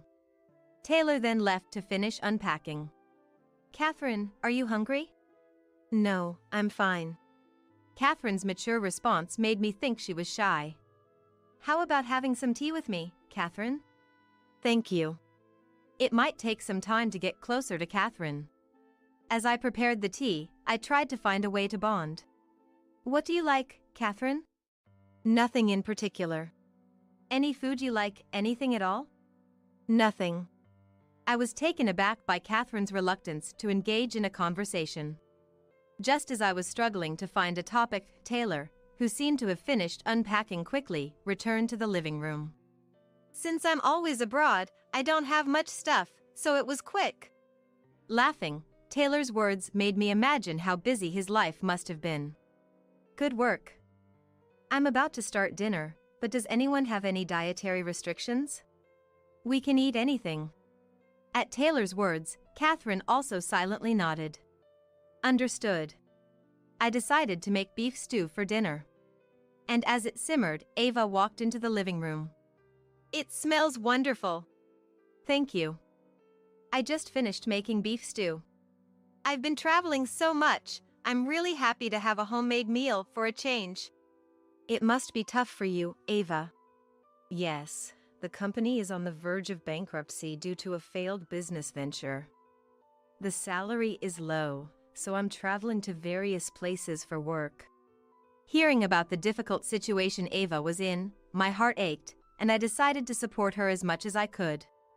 Ava, feel free to rely on me anytime. Ava nodded with a smile, saying yes. And so, our life together with Taylor and his family began.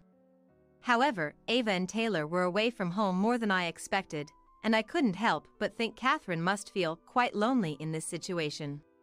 Though there's no blood relation, I sympathize with Catherine's situation. And have to take care of her while being careful not to overstep. After 6 months of cautiously navigating our relationship, I noticed Catherine often studying in the bathroom. But Catherine has her own room. Today, as she came out of the bathroom with her study materials, I immediately asked her, Catherine, why do you study in the bathroom? Isn't your room more spacious?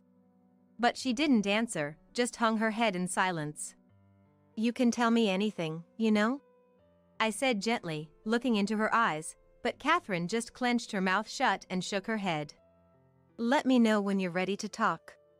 Eventually, she didn't say anything and quickly went back to her room. I should ask Ava when she comes back today. Since we started living together, Taylor has been good about keeping in touch. I received a message that Taylor would be back next week, and Ava was returning today. As the message said, Ava came home that evening. I'm home. Welcome back. Ava entered the house, carrying a large suitcase. This time, work went well. She seemed in a good mood, singing a trendy song while unpacking. I admired how capable she seemed as I waited for her to settle down. While I was in the kitchen, Ava came to get a drink, and I immediately asked her about Catherine. Ava, I've noticed Catherine often studies in the bathroom. Do you know why? I asked Catherine about it before, and it seems like she can concentrate better in the bathroom. Is that so? Maybe she likes small spaces. The bathroom is the quietest place. where it's hard to hear outside noises. So, don't worry about it. Indeed, the bathroom is quiet and kept clean, which might make it an easy place to concentrate. Though I was skeptical, I decided not to pry further. The next night, Ava said she was going on another business trip and left the house. Both of them are hardly ever home. It's practically just Catherine and me living together. Wanting to get closer to Catherine, I started off with safe conversations. Is school fun? It's okay. Which class do you like best? They're all the same. Her monotone answers left me at a loss for what to ask next. It was unusual for conversation to not flow, even considering her shy nature. Thinking it might be best to avoid school topics, I changed my approach. What do you do on your days off? Homework. Catherine's expression remained dark, her tone stiff. Feeling like pressing further might make her dislike me, I dropped my shoulders. You're working hard, that's admirable. I'll get dinner ready, so take it easy. At my words, she seemed a bit relieved, nodded, and went back to her room. What to do? As I headed towards the shower, pondering, I glanced at the bathroom and noticed the door was locked. Was she holding it in? If that was the case, Catherine's aloof behavior made sense. I decided to try talking to her again when the timing felt right. From the next day, I started speaking to her more, observing her mood, and even took her shopping with me on weekends. Today they have a special on meat. How about pork sauté for lunch? Yes. Do you like pork sauté, Catherine? Yes. Catherine's demeanor was unchanged, but I was beginning to read her expressions a bit more. She had tensed up a bit when I mentioned pork sauté. But I also want to eat hamburger. Maybe we should do hamburger instead. Yes. This time, it seemed I had guessed right, and Catherine nodded with a lively voice. Then, one day, as I felt we were gradually getting closer through these subtle exchanges, we received a phone call at home. Hello? This is Walker, Catherine's homeroom teacher. Are you a family member of Catherine? Yes. I'm Catherine's grandmother. It was my first time receiving a call from the elementary school, so I was anxious. Catherine has developed a high fever and has been unwell, and unfortunately, our school nurse is not available. What? I'll come to the school right away. Interrupting the teacher, I hurriedly got ready and rushed out of the house. Upon arriving at the school and being led to the nurse's office, I rushed to Catherine's side. Catherine? It's Grandma. Do you recognize me? My granddaughter looked at me with moist eyes, breathing heavily in discomfort. Grandma. You don't have to force yourself. I'm here, so you can relax. I wiped Catherine's sweat with the towel I had brought. You're sweating a lot. Do you think you can drink some water? After inserting a straw into a bottle of sports drink, I watched her condition. Grandma. I'm thirsty. Catherine, who usually speaks formally, was talking like a normal child, clearly feeling under the weather. Even though she spoke in fits and starts, I firmly thought to myself that I would definitely help her. I supported Catherine's head as she tried to sit up slightly and held the straw to her lips. After taking small sips of the sports drink, Catherine managed to drink half the bottle and then lay back down on the bed. I'm sorry. Don't apologize, Catherine. It's natural to take care of you when you're suffering like this. I stroked her head and smiled gently. After a while of looking uncomfortable, Catherine gradually stabilized as I continued to care for her earnestly. Just then, the homeroom teacher, Mr. Walker, came to check on us, so I asked him to arrange a taxi. Soon after receiving word that the taxi had arrived, I supported Catherine carefully as we made our way home. Catherine, are you okay? I kept speaking to her, matching her pace as we slowly entered the house. Her room was on the second floor. Considering the difficulty of climbing stairs, I decided to let her rest on a sofa on the first floor, covered with a blanket. I continued to take care of Catherine tirelessly, making oatmeal, wiping her face with a wet towel. Grandma, thank you. It's all right. I'm always here with you, so rest easy. When the fever began to subside, Taylor came home. Catherine, are you okay? Welcome back. She's settled down and sleeping now. I'm relieved. I came back as soon as I got the message from you, but it looks like I left everything to you at a tough time. It's okay. This is exactly why I'm here for. Taylor, looking relieved, spread out the cold medicine and sports drink he had bought for Catherine on the table. By the way, where's Ava? That's the thing. I haven't heard from her. It seems she's far away this time. Maybe there's bad reception. She's on a business trip again? Sounds like she has it tougher than me. I'm worried about Ava, too. I had some suspicions about Ava's absence and how I couldn't get hold of her. Though it bothered me, Catherine was my priority. A few days later, when Ava suddenly returned home, Catherine's health had fully recovered.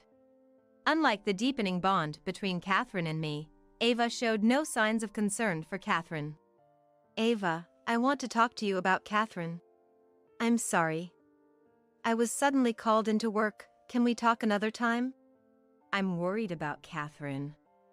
While you were away, she studied in the bathroom through hot and cold days. That's not normal. She just finds the bathroom comfortable. Please don't worry about it. Without air conditioning or heating, she's cooped up in there. She must not mind it if she can concentrate on her studies. I have to go now. What she blurted out was a remark I couldn't believe coming from a parent, and I felt a chill down my spine. Ava slipped past me, who was stunned, and left the house. A few days later, with Taylor and Ava gone on yet another overseas business trip, it was just Catherine and me. Grandma, can I talk to you? It was as if she was waiting for us to be alone. Catherine looked me in the eyes, almost pleadingly, and began to speak. What's wrong? It's better if I show you, she said, pulling me by the hand towards Ava's room. Entering the room, she opened one of the many piled-up cardboard boxes and showed me something. What's this? I know, Mom is having an affair. What? These are souvenirs Mom bought to cover up her affair with her lover on their trips. I was shocked by her words. But the surprises didn't stop there. Catherine moved towards Ava's laptop, turned it on, waited for it to boot up, and clicked on a certain file, which brought up a password prompt. I really don't want to see this, but... Inside the file were numerous photos of Ava, always with a man by her side. So many! The man next to her changed in various photos, many of which showed souvenirs like the ones she had shown me. This is in Hot Springs, and this one's in Hawaii. The dates on the photos corresponded with the days Ava said she was on business trips. I needed to do some research once and borrowed Mom's laptop. Catherine, being in elementary, didn't have a mobile phone yet. So when she needed to look up something, she always said she was using Mom's laptop. I saved my data in a file, but accidentally saved it in the wrong one. Scrolling through the photos, Catherine explained. When I was searching for my data, this was the only file that was locked. She continued in a somber tone, staring at Ava's smiling face in the photos. Curious, I tried entering Mom's birthday as the password, and it opened. After closing the file and shutting down the laptop, she took a deep breath. When I confronted Mom about the affair, she threatened me, saying if Dad and Grandma found out, I'd be thrown out too. What a thing to say to a child! Anger welled up inside me towards Ava. She said if I pretended not to see the affair, I wouldn't be thrown out, and she'd get me souvenirs to keep quiet. To think she'd try to bribe you with gifts bought to camouflage her affair, unbelievable. Some were forcibly placed in my room. Seeing them constantly reminded me that Mom was cheating, and I couldn't stand it. As she spoke, tears streamed down Catherine's face. That's why I didn't want to be in my room and ended up studying in the bathroom instead. You didn't want to study there, did you? It was so hard. I've wanted to tell you and Dad for so long, but Mom strictly warned me not to say anything. Reflecting on it, I realized I rarely saw Ava and Catherine having a good conversation. Seeing Mom made me afraid of adults and unable to trust anyone. I see. But recently, I felt like I could talk to you. Indeed, since that day, I felt she had started to open up to me. Catherine, looking down, strained her voice out. I'm sorry for keeping silent. A granddaughter who keeps secrets doesn't deserve to be here. Please, kick me out along with Mom. There's no way I'd do that. Anger reaching its peak, I made Catherine put her head back up and immediately messaged Taylor. The phone rang shortly after. Mom, is what you messaged true? His voice was hurried, conveying his panic. Yes, Catherine told me, and I saw it myself. This is an emergency. I'll talk to the company and come back home immediately. Hearing our conversation, Catherine looked anxious. Don't worry. I will protect you no matter what. Thank you. Taylor really did come back quickly. Upon his return and after seeing the evidence of Ava's affair, Taylor was furious. It was understandable. We'll confront Ava as soon as she gets back. I had never seen Taylor this angry before. I nodded at Taylor's words, waiting for Ava to return. A few days later, that day arrived. Ava, we need to talk. As soon as Ava got home, Taylor opened his mouth.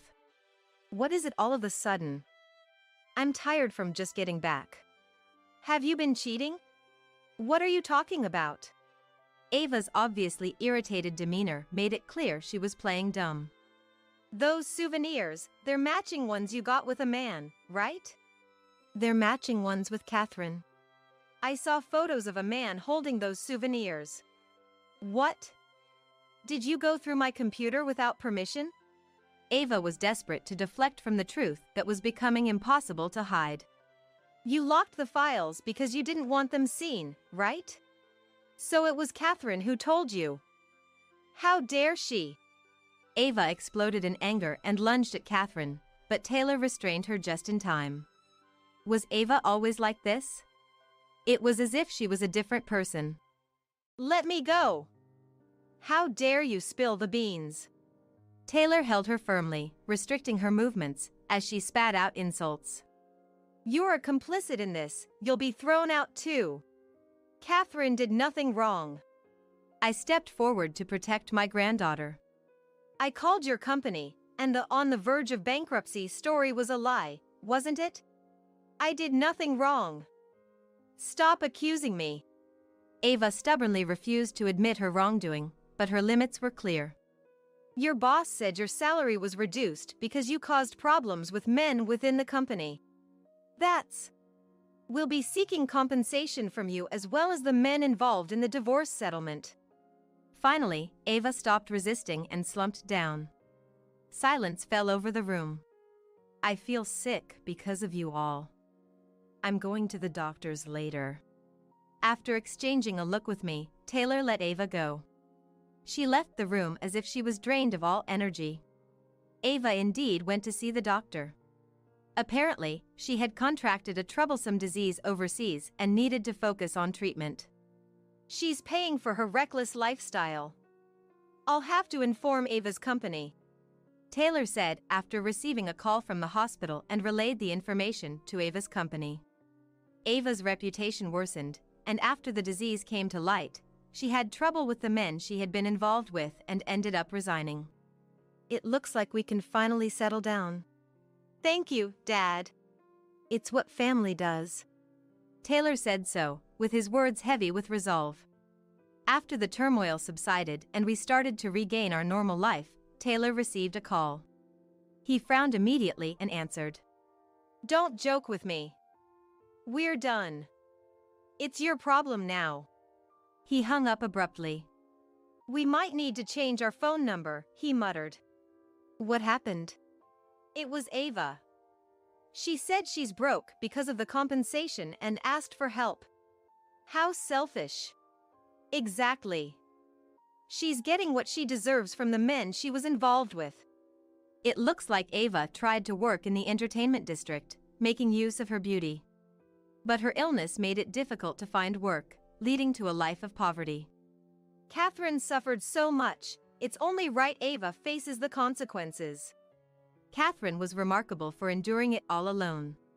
As I reflected, Taylor spoke with determined eyes.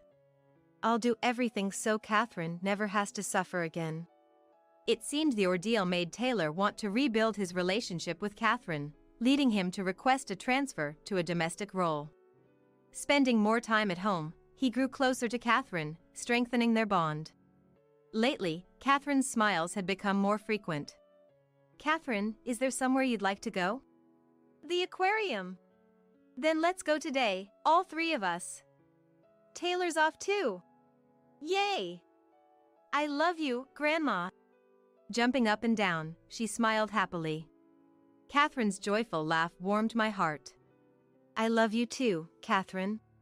Holding Catherine's hand as we set off, I promised myself to protect this smile forever. Next week is my son's birthday, so I'd like to order a cake for 20 people. Emily said. Hearing this, I fell silent.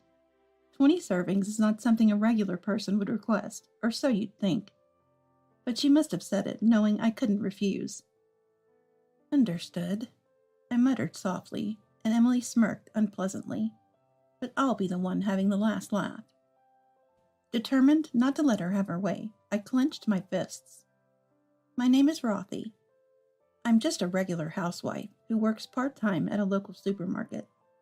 My only son, Nicholas, graduated from college and found a job at a company nearby. We're a happy family, living together harmoniously. However, there's one unpleasant person at my part-time job. Her name is Emily. Emily's dad, Christopher, is an executive at this supermarket. Apparently, she used to work at a different company and transferred here about 2 years ago. Despite being a full-time employee hired mid-career, us part-timers, including me, have been here longer. But from the beginning, Emily has been arrogant, ignoring advice and guidance. Both the staff and part-timers are at our wits' ends. About a year ago, a part-timer named Rachel confronted her. Emily, even if your dad's an executive, you're just an employee here. We part-timers are your seniors. You should speak respectfully and listen to our advice. I thought Rachel was amazing for saying what no one else would. However, soon after, Rachel was transferred. The distance made it impossible for her to commute from home, so she had to resign. Everyone thought it was Emily's fault, but nobody dared to say it out loud. Since then, no one dares to oppose her. The supermarket where I've worked for a long time is part of my life and a place where I belong. It's more than just a job. It's a cherished place. I often hang out with my part-time colleagues, and apart from Emily, we have good relationships. Then one day, as I continued to work, hoping for these happy days to last, something happened. Mom, I'm thinking of getting married, Nicholas announced. My husband Dylan and I were overjoyed. Truth be told, I always wanted a daughter. To go shopping together, have tea together. I dreamed of having such a mother-daughter relationship, but after Nicholas, we were not blessed with more children, so that dream remained unfulfilled. But I hoped that by getting along with Nicholas's wife, I could build such a relationship. What's she like? I eagerly asked. Nicholas seemed happy. She's a very kind girl. Her parents seem well established, like she comes from a good family. I'm still a bit worried if I'm good enough for her, he said. That's wonderful. I'm excited to meet her, I replied. Her name is Emily, it seems. Nicholas often talks about her saying, Emily this, Emily that. She apparently attends cooking classes and is good at cooking. She seems to like sweets, too. Hearing Nicholas talk about her made me happy.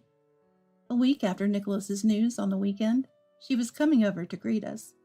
She arranged it to match my day off. Not being as skilled in cooking to impress someone who excels at it, I had ordered pizza and prepared a cake for that day.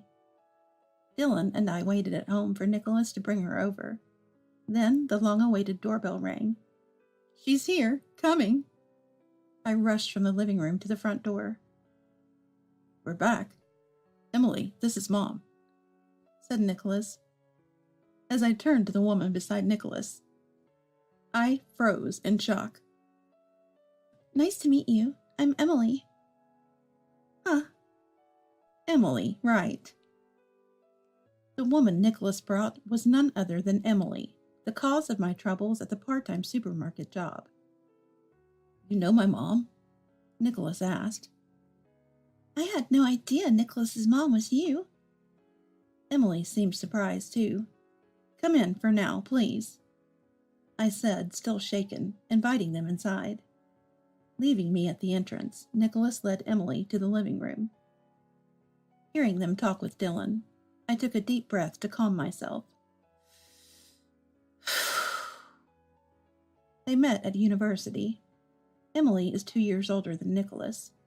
They were introduced by an acquaintance, it seems. They reconnected about a year ago and started dating. I was surprised to learn your part-time job was at my workplace.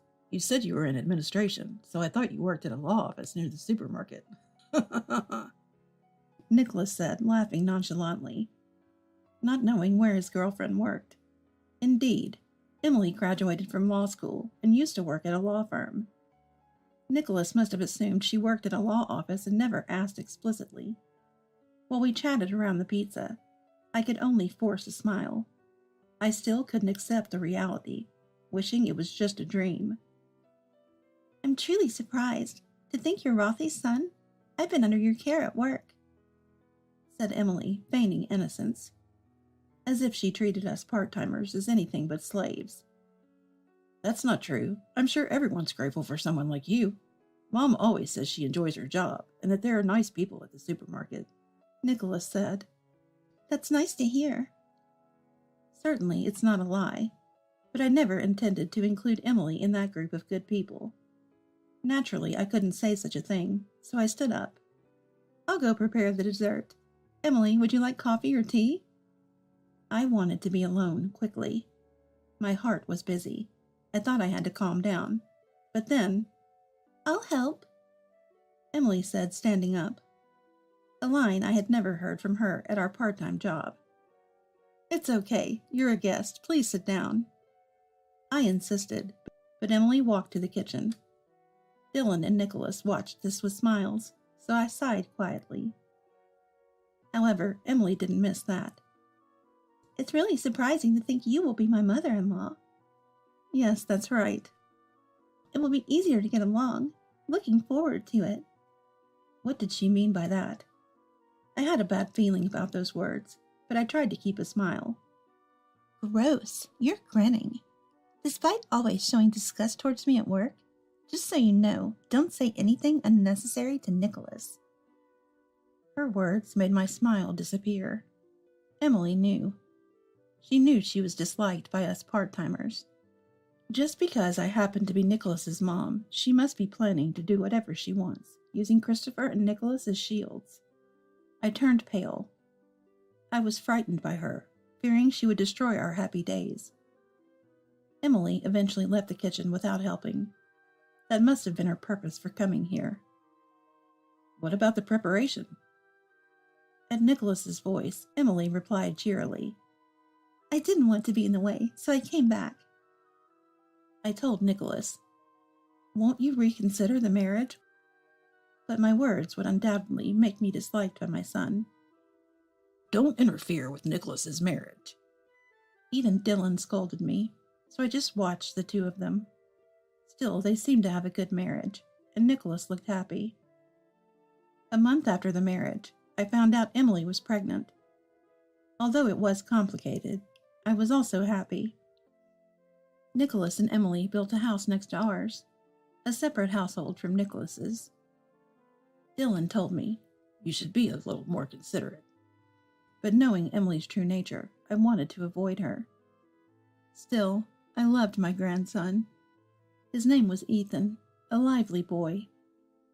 I rarely saw him, but I looked forward to hearing his healthy cries. However, about 6 months after he was born, there was a day when his crying could be heard all day long. I finally rang the neighbor's doorbell. What is it?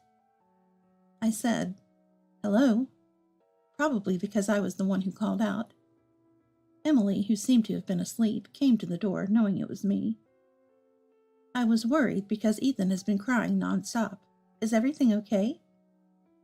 I simply stated the reason, but Emily looked annoyed. Are you saying I'm neglecting Ethan? No, that's not what I'm saying. I was just worried. If you're tired, I can watch him or help in any way. I hastily said, but Emily didn't seem to hear. Dealing with modern kids is difficult. In the end, I was turned away, and Ethan kept crying. But a few days later, Rothy, could you watch Ethan for a bit? Emily came to our house with Ethan in her arms. Yes, of course. I was just turned away recently. What's this about? As I tried to understand the situation, Emily left Ethan and his things at our house and left. Oh, Ethan's here. Dylan, noticing the exchange at the entrance, happily took Ethan from my hands and went to the living room. I followed Dylan, carrying the baggage. Since then, Emily started leaving Ethan with us frequently, from morning till night. It's like a daycare. And I have my part-time job. Emily is on parental leave. I did say I would watch him, but there's a limit. I talked to Dylan and Nicholas, but they don't seem to take it seriously. Eventually, I had to take time off work or ask Dylan to watch Ethan for a short time, then rush to and from work. But interfering too much and upsetting Emily would be troublesome, and despite the difficulty, I enjoy and cherish my time with Ethan. Dylan also looks forward to Ethan coming every day. Busy but happy, the three of us spent enjoyable times together. Half a year later, Ethan's first birthday was a week away, and I was pondering what to give as his first present. Do they not celebrate the first birthday in a big way? In the past, birthdays meant inviting relatives for a celebration, but there's no invitation from Nicholas or Emily. They must be planning a modest family celebration. While I was looking at my phone thinking this, I received a call. It's Emily. What could it be? I answered the phone, suspicious of the unexpected call from Emily, who usually doesn't contact me. Hello. Oh, Rothy. As you probably know, next week is my son's birthday, so I'd like a cake for 20 people. What? Surprised by the sudden request, I was at a loss for words. What do you mean? Just what I said. We're inviting relatives for a celebration, so I'm asking for the cake. I plan to serve a course meal, so I can't manage the cake too. Plus, I thought I'd give you a chance to show off. Aren't I kind? My mind was filled with question marks. We weren't even invited to the celebration, and a cake for 20 people is not something a regular person would request. Emily's relatives, aunts, and uncles will be among the about 20 guests.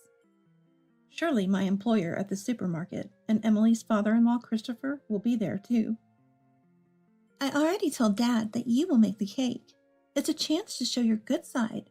Who knows? You might get promoted to a full-time position. Emily said mockingly, I don't aspire to be a full-time employee. As a part-timer, I shouldn't worry so much, but I can't forget Rachel, who is driven to resign. I told myself I must avoid being pushed into quitting. Emily's words are like knowing I can't refuse, exploiting my weakness. Cakes are easy. I'm more experienced in cooking, so I'll give advice.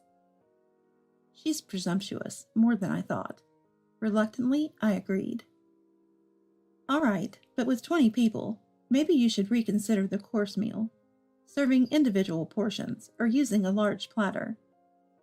Huh? I'm the senior here. I'm not asking for advice.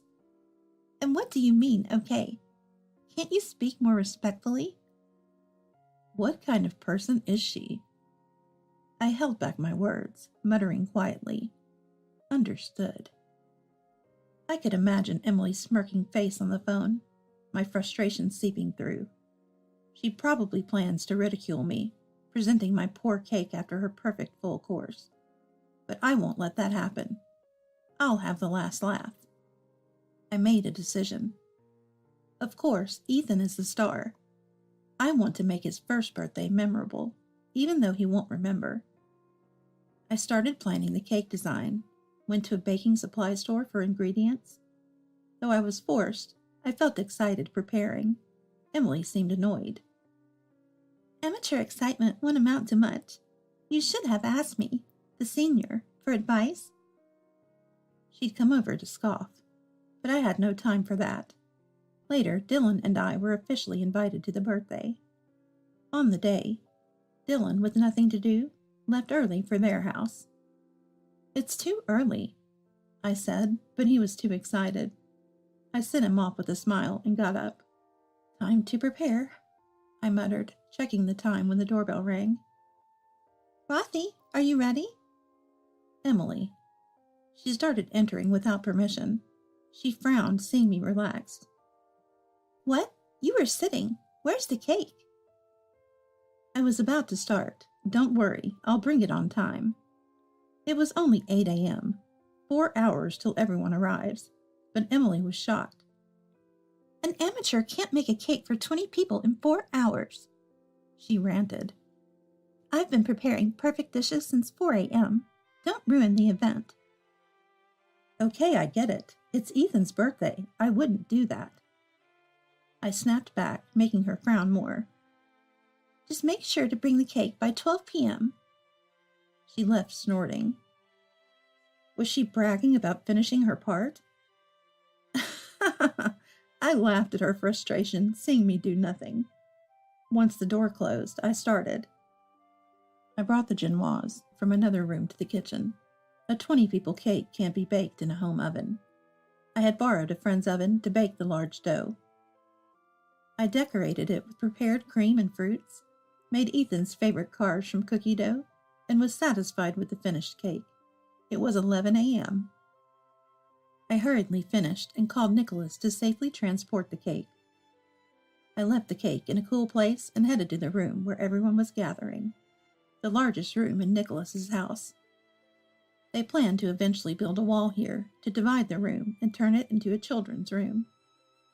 It was a good opportunity to have such an event, as we hadn't celebrated the new house with relatives.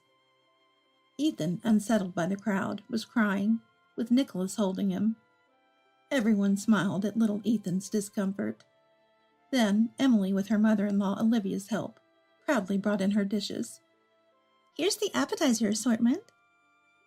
She placed small plates in front of each guest. The presentation was indeed beautiful and well-crafted. But by the time she finished serving everyone, the first plates needed clearing. Ethan was still crying, and Emily and Olivia were busy. I stood to help, but Christopher said, "You should sit, Rothy. We're supposed to be the guests." Indeed. I agreed and sat back down. But the situation looked tough. I took Ethan from Nicholas and suggested he help Emily. As soon as I held Ethan, he became happy and started laughing. Everyone was charmed by this, but Emily looked displeased. Emily couldn't treat me like a pawn anymore, especially after hearing Christopher's earlier words. Christopher had been attentive, asking me about my job and Emily. I couldn't tell him everything, but our conversation brought up Rachel, who had been forced to resign. Did he really do that? He didn't seem like such a person. The dishes served at intervals of 10 minutes each were somehow completed. But judging by the relatives' reactions, it didn't seem they were fully satisfied. No matter how confident in her cooking, Emily should have considered serving family-style dishes, given the guests and situation. "The dishes are all served. Did everyone enjoy them?" Emily said this with a happy expression. It seemed she was the one most satisfied. Olivia, next to her, hadn't eaten anything and looked distressed, which was pitiable. "And Rothy has made Ethan's cake. It's ready, right?" Emily turned to me. "Yes, I'll bring it." I asked Nicholas for help and brought in the large cake. Emily's nieces and nephews gathered around the big box. Dylan held Ethan, who didn't show interest yet, but the adults were curious about the large cake box. "Here it is." Nicholas and I opened the box. Cheers erupted at the sight of the cake we revealed. The children's genuine reactions were delightful. I couldn't help but smile. The relatives were impressed, asking, "Is this store-bought? Did you really make this?" And they took pictures. However, Emily, in a voice that cut through the calm atmosphere, exclaimed loudly, "What? You said you'd make it, not buy it. I wanted a unique cake for Ethan." She must have been tired and hungry, her anger peaking with everyone's positive response to my cake. I did make it. "Lies. You weren't doing anything this morning." The genoise was already baked, and the decoration was ready. Emily was surprised. "Geno?" "Genoise. It's a type of sponge cake. I've always called it that." I smiled at Emily. "Genoise? Huh." Christopher laughed. Then Dylan explained. "Actually, my wife used to be a pâtissier." "A pâtissier?" I couldn't bake a cake for 20 people in our oven, so I asked a friend's shop to borrow theirs and baked it yesterday. When I said that, Emily knelt down. She must have been upset, her plans having gone awry. "It was fun to bake such a large cake after a long time. Thank you for the opportunity, Emily. Now let's take pictures with Ethan and the cake. And then we can all enjoy it." Seeing everyone's smiles was the most gratifying part. Ethan, too, smiled, influenced by everyone's joy. The group photo showing Emily's strained face and everyone else beaming seemed worth keeping without any malice. While everyone ate the cake, I held Ethan. He happily ate his own cake, made of yogurt cream and banana pancakes. After seeing the relatives off and cleaning up with Olivia, I finally had a moment to relax. "Ethan is really attached to you, Rothy," Olivia said, watching Ethan in my arms as we all took a coffee break. Nicholas responded, "She always looks after him." I didn't miss Emily's stop-it expression, but before she could react, Christopher did. "What do you mean, always? Aren't you on parental leave?" His question made her flustered. "Well, not always, just occasionally, like when I go to the hospital," she said. I gave a wry smile, unable to say anything. "You can't be going to the hospital that often, can you?" Nicholas, realizing his slip-up, looked uneasy. Christopher, noticing today's events and Emily's behavior, seemed to have his thoughts. "Don't lie. Tell the truth," he demanded. Emily murmured in a small voice. "I left him when I went out with friends." "Is that all you burdened her with? You didn't know Rothy was a pâtissier, did you? Then why did you ask her to make such a big cake? Surely you weren't trying to be mean to her." At Christopher's words, she turned red and fell silent. Caught off guard by the situation, Nicholas was flustered. "Apologize to Rothy," he said. Told to do so, Emily looked at me with tearful eyes. Then, in a soft voice, she murmured, "I'm sorry." Christopher then politely bid farewell to Dylan and me. "I'm truly sorry for the trouble my daughter caused." "It's all right.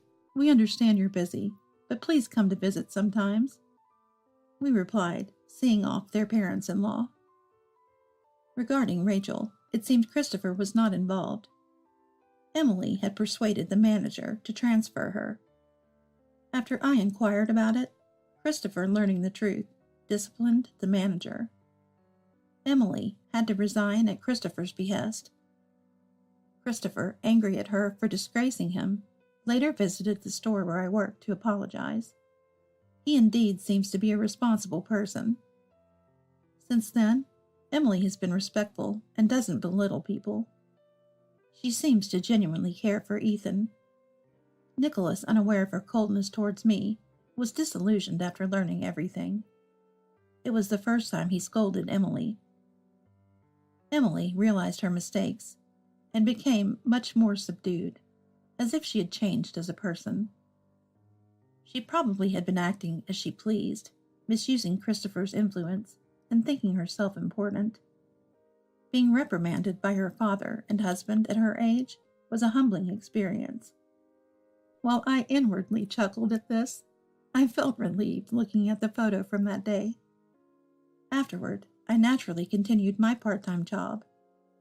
There was no longer the needless burden of unexpectedly taking care of Ethan, so it didn't cause any issues with my shifts. I've been enjoying my time as usual, going out with my part-time colleagues. Emily's attitude has changed. She no longer behaves like before, and has even asked me to teach her how to bake cakes. I was genuinely happy about this. While it's not the mother-daughter relationship I had dreamt of, I hope to gradually build a good relationship with my son's wife. I want us to become a family that celebrates and watches over Ethan's growth together. Unlimited spa access from now on? How could John keep this a secret? That's just evil. I won't forgive this. It seems that without my knowledge, my in-laws' place had turned into a luxury hotel. Now I can enjoy the spa every day and eat delicious meals. Just kidding. To think they would use my precious son for their own desires? They've got some nerve. They better be ready. My name is Amy. I'm a 35-year-old office worker. I work in the administrative department of a pharmacy. I live with my husband, John, and our first-grade son, Edward. John and I met through a colleague at work. From the moment we first met, John and I just clicked. We quickly became close. It wasn't long before we started dating, and we were married the following year. With my upbeat husband, John, and lively son, Edward, I was leading a life of ordinary happiness. There's another thing that makes me glad I married John. It's having his mother-in-law, Rinda, in our lives. Having lost my mother early, I was raised by my father. Mother-in-law, who I barely knew as a mother figure, treated me like her own daughter since the start of our marriage. Amy, do you have any plans this Sunday? Why don't you and Edward come over for dinner? She would say, always treating us to delicious meals. When Edward was younger, she was a great support for my parenting struggles. She even helped pick up Edward from daycare when I couldn't leave work. Edward grew very attached to her. Spending Christmas at my in-laws had become a tradition for our family, including mother-in-law. Amy, your mother-in-law really is the best, isn't she? My colleague Emma always listens with an envious look. Actually, it was Emma who introduced me to John. They have been friends since college. Emma, with her bright personality, has many friends. We joined the company together and are close enough to share work frustrations, family matters, and personal issues. The pharmacists and the other staff are kind, and the company has excellent benefits. Emma, other colleagues, and I, all with children, continue to work as full-time employees, just as before our pregnancies. I think it's a really great company. Recently, John's been saying he has to work on weekends and isn't home even on his days off, I say, sounding a bit discontented. Are you suspecting him of cheating? John? Cheating? That's laughable. Emma laughs, but it's true that John has been away from home more often. Dad, are you working again today? Edward asks, wanting to play with John. I have to work. Sorry, okay? Amy, I'm sorry too. John says, looking apologetic. I couldn't say anything back, feeling proud of John for working hard for our family. Little did I know back then that such dedication would turn into such a terrible betrayal. Working on weekends. Rock, paper, scissors! Ugh, the worst! My workplace is usually closed on Sundays and holidays. However, about once a month, we are on duty for the hospital at our gate on Sundays. Accordingly, our pharmacy also opens. It seems that Christmas is our turn this time, and we all played rock, paper, scissors to decide who would work. Unfortunately, I lost. I wanted to spend Christmas at my in-laws, but no choice. I have to do my best. Once Edward started elementary school, I couldn't escape from the PTA. And unfortunately, I lost in rock, paper, scissors again, and ended up as an officer. Really? This is just too much, I muttered to myself, only to be chuckled at by the friend sitting next to me. It's not funny, I said to her. She laughed and apologized, saying sorry. This woman is also an officer, and we met at the daycare. Her son Henry and Edward are very close, and our families have become friends. We used to go on trips together, though we've been too busy lately. Her husband Tom is also a kind and gentle person. Her name is Isabella. I call her Henry's mom, or Isabella. By the way, Isabella, thanks for playing with Edward in the park last Sunday when I had to work. When I had to work on weekends, John would take care of Edward. Today I played with Henry in the park, Edward told me. When I asked John about it, he said that he ran into Henry and his parents at the park by chance and played together. Really? I asked John, but his vague response frustrated me. By the way, Mother-in-law called and said she's looking forward to Christmas. I can't make it, but have fun. I can't go because of work, so it looks like Christmas will be without me this year. Mother-in-law sounded very disappointed when I told her I couldn't come. But maybe I'll put John to work and have him do a thorough house cleaning. It's been a while, she said, sounding quite excited about the idea. Feel free to use him as much as you like. I laughed as I talked with Mother-in-law. It was close to Christmas when this happened. I was working a late shift that day and had to do some unexpected overtime, so I hurriedly tried to contact John, but couldn't reach him. I ended up calling my son's mobile phone. Mom, are you done with work? Edward answered the phone with a cheerful voice, happy to hear from me. Sorry, Edward, Mom is working late. Can you put Dad on the phone? But Edward said John wasn't there, wondering where they could be. Hello, Amy? It must be tough working so late. John called and said he's going to be late because of work, Mother-in-law said.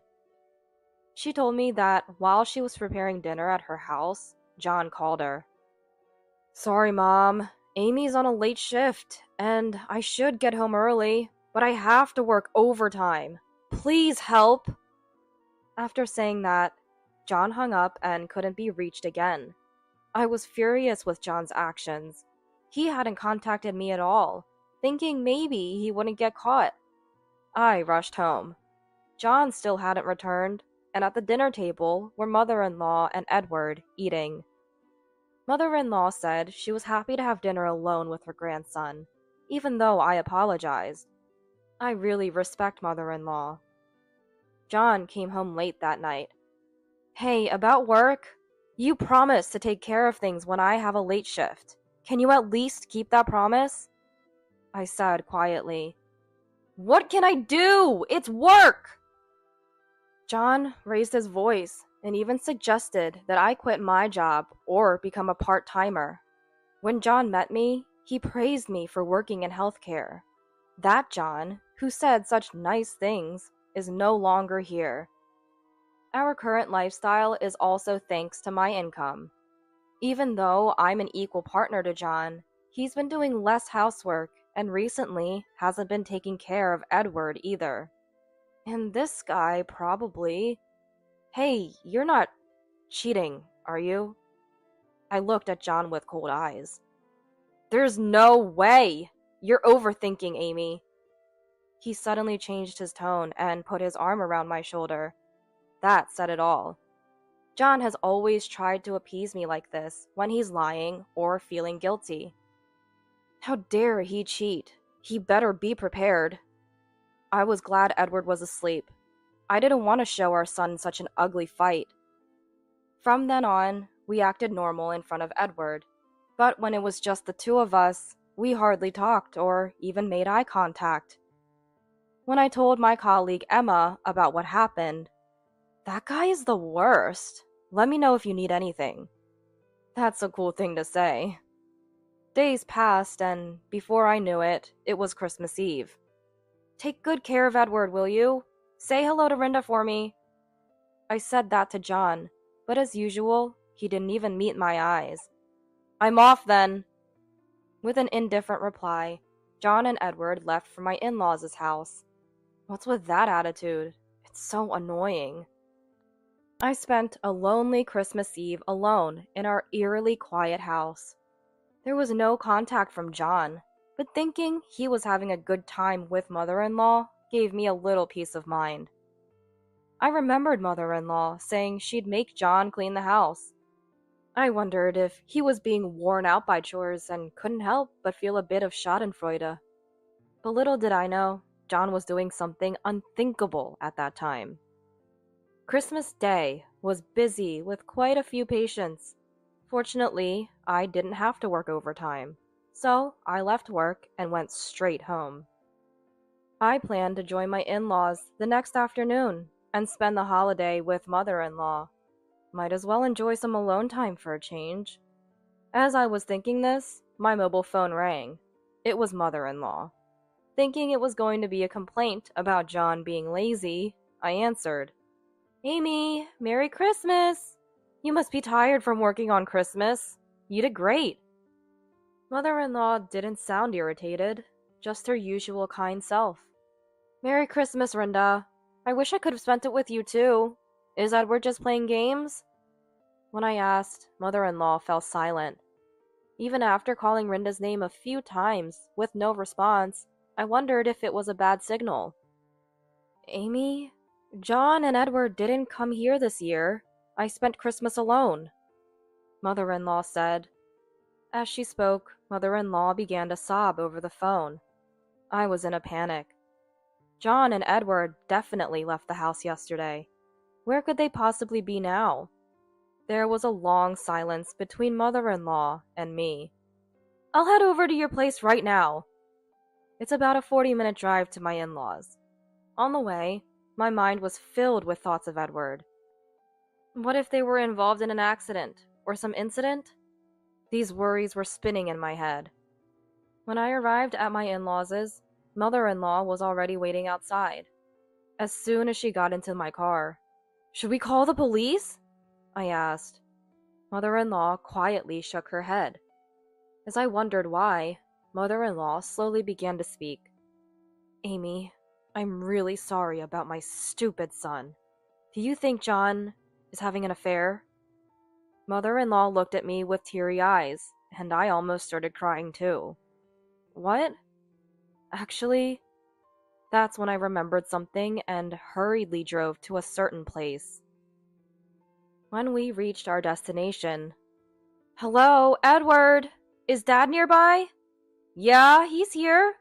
Come quickly, Mom!" I called Edward's mobile phone, and he answered immediately. Even though we had been apart for only a day, Edward's voice sounded so dear to me. "Hello? What is it, Amy? I'm busy right now." I heard John's voice, sounding like he wanted to end the call immediately. Hearing that voice made me feel an intense loathing, wanting to confront him. "Rinda, you said something about making him clean, right? So, are you at your parents' house now?" John's response on the phone was calm. "Yeah, that's right, Amy. I can't wait to see you." When did he become so adept at lying as easily as breathing? Should I have quit my job? Should I have tried harder at home? But none of that justifies an affair. "Oh, so Rinda, you started a luxury hotel? Does that mean unlimited spa access? How could John keep this a secret? I won't forgive him." I said those last words, filled with hatred, in a very low tone. John on the phone seemed quite flustered. To his silence, I said, "Hey, come out of the room. This is the luxury hotel I always wanted to visit. You said it was too expensive, remember?" As I spoke fluently, John seemed to give up. "I'm sorry," he said in a barely audible voice. I found this place using the GPS on Edward's mobile phone. This hotel, not far from my in-laws, was the place I wanted to visit. The fact that John, who said it was too expensive for me, was enjoying himself here with his mistress infuriated me. Perhaps it showed on my face, because on the way to the hotel, mother-in-law kept apologizing. I then found out for the first time that when I worked late shifts, mother-in-law was almost always the one taking care of Edward. I hadn't noticed because she would return home before I got back. John, who was terrible at cooking, used to buy ready-made food, and if mother-in-law tried to cook, he stubbornly refused her. Looking back, that must have been a strategy to keep me from finding out. Even during that short time, John was so enthralled with his mistress. Mother-in-law initially believed John was really working, but as his absences increased, her suspicions of an affair naturally grew. The climax was when mother-in-law, asked to take care of Edward as usual, saw John walking arm in arm with an unknown woman, looking intimate. She debated whether to consult me, but decided against it. The main reason was I didn't want to lose the chance to see Amy and Edward. Mother-in-law sobbed in the passenger seat. Knowing she cared so much for us, tears streamed down my cheeks too. Mother-in-law was more considerate of me and Edward than John ever was. This time, John had contacted her, saying he would spend some rare time alone with Edward, but asked her to cover for him, saying he'd be at her house. Mother-in-law, suspecting a lie, worried about Edward and contacted me. I despised John from the bottom of my heart for involving so many people. At the hotel, after explaining the situation, we were made to wait in the lobby. Then a man and a woman with guilty expressions on their faces emerged, along with, "Mom! I was getting bored! I played a lot with Henry." Next to Edward was his friend Henry. Henry looked around and said, "Looks like my dad hasn't arrived yet." He seemed a bit disappointed. John's mistress was Isabella, a mom from the daycare. I wasn't sure how long the affair had been going on, but these two fools had boldly involved our children. Apparently, they had told their sons that their respective parents would join them later. How despicable. John had booked 2 rooms, one for the children and the other for themselves. So repulsive. Thanks to the hotel's kindness, mother-in-law and I were allowed to stay in a room for a while, where mother-in-law looked after the children in the other room. Isabella, having an affair with my husband and then talking to me normally at the committee meetings? I spoke in a calm tone. What? I thought Amy hadn't noticed anything. It was so funny. Isabella laughed. What is this woman? I never would have guessed that Isabella, who seemed so fragile and beautiful, was actually this spiteful. I stared at her quietly, pondering the unpredictability of people. John himself seemed a bit taken aback by Isabella's true nature. This woman, without being asked, happily began to talk about how and when she started her affair with John. Their relationship began when our children were in senior kindergarten, on a day I was sick and couldn't attend a parents' meeting, so I asked John to go in my place. It was Isabella who had made the first move. We had known each other as families and had each other's contact information. From that day on, they began to communicate more frequently. It started with complaints about their spouses, but gradually turned into personal conversations. Soon, they began meeting more often, and it didn't take long for their relationship to become romantic. But now it's all over. What a pity, Isabella chuckled. To her nonchalant attitude, I said, "You seem quite relaxed for someone about to face serious consequences." Ignoring her surprised, "Huh?" I stood up decisively. To my bewildered husband, I said, "Come on, get up and check out. I've called a ride for you, so get ready quickly." I smiled slightly and left the room. Seeing Isabella's face twitch a bit from my remark felt satisfying. Now begins the hellish drive. The trip isn't over until we're home. After checking out, as we headed to the parking lot, "Ah, Dad!" Henry ran joyfully towards the person he was waiting for. It was, of course, Henry's dad, Tom, Isabella's husband. "Henry, sorry to keep you waiting. Have you been good?" Tom said in his usual calm manner.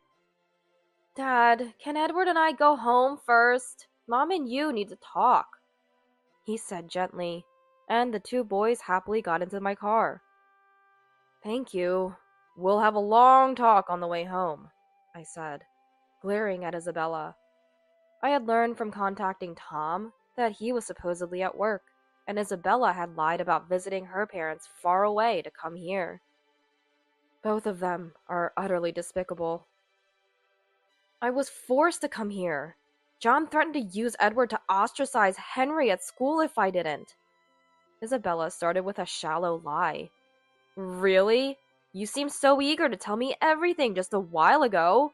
Let's let Tom hear it too." I placed the voice recorder with our earlier conversation in Tom's hand. As she desperately tried to grab it, I said, "Don't bother. I have another copy, just for myself." Smiling, I got into my car.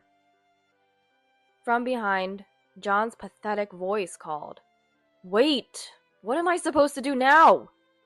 John called out to me in a pathetic voice from behind. "Go home alone? Oh, but I thought you might feel lonely, so I arranged a ride for you too." "What?" I said this and pointed behind John as I drove away. Standing behind John were my colleague Emma and her husband, who was also a friend from college. Apparently, John owed him a big favor and couldn't stand up to him. I glanced over and saw they were already scolding him. Emma gave me a look that said, "Leave it to me." Though my husband was a disappointment, I was lucky to have supportive people around me. As I expected, everyone's ride home was hellish. Isabella desperately denied her relationship with John in the car, but no one believed her with the voice recorder playing. She eventually admitted to having other affairs. I don't know if John was serious, but he was the one being played from the start. The reason Isabella targeted John was so petty, because Edward got the lead role in a school play over Henry. I was furious. I planned to make him pay a hefty alimony. Henry's custody went to Tom, of course. He said he was going back to his parents' place, a bit far away. John came home late that night, looking like a ghost. Seems like he got a good scolding from Emma and her husband. John always said his college friends were very important to him, as if it were a mantra from the beginning of our marriage.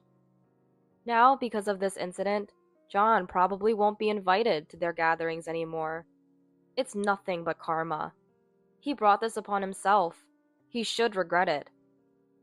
What angered me the most was that every time he met his mistress, John told Edward, "Today's a secret between us men, okay? Don't tell Mom." That's what he used to say.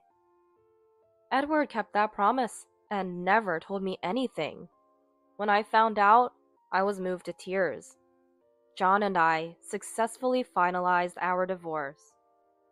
"You stupid man! How can you face your late father now? Don't ever show your face again!"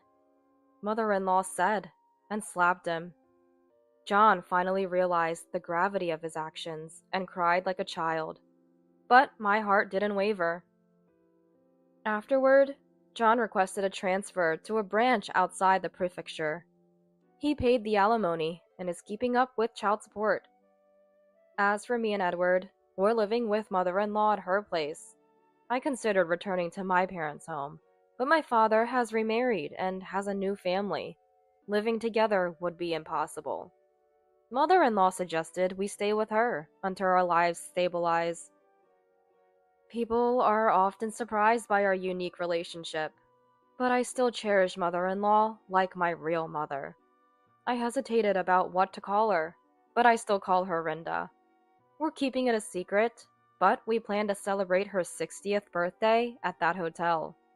I splurged and booked the most expensive room. This should turn the unpleasant memories into enjoyable ones. My job became far, and Edward had to transfer schools.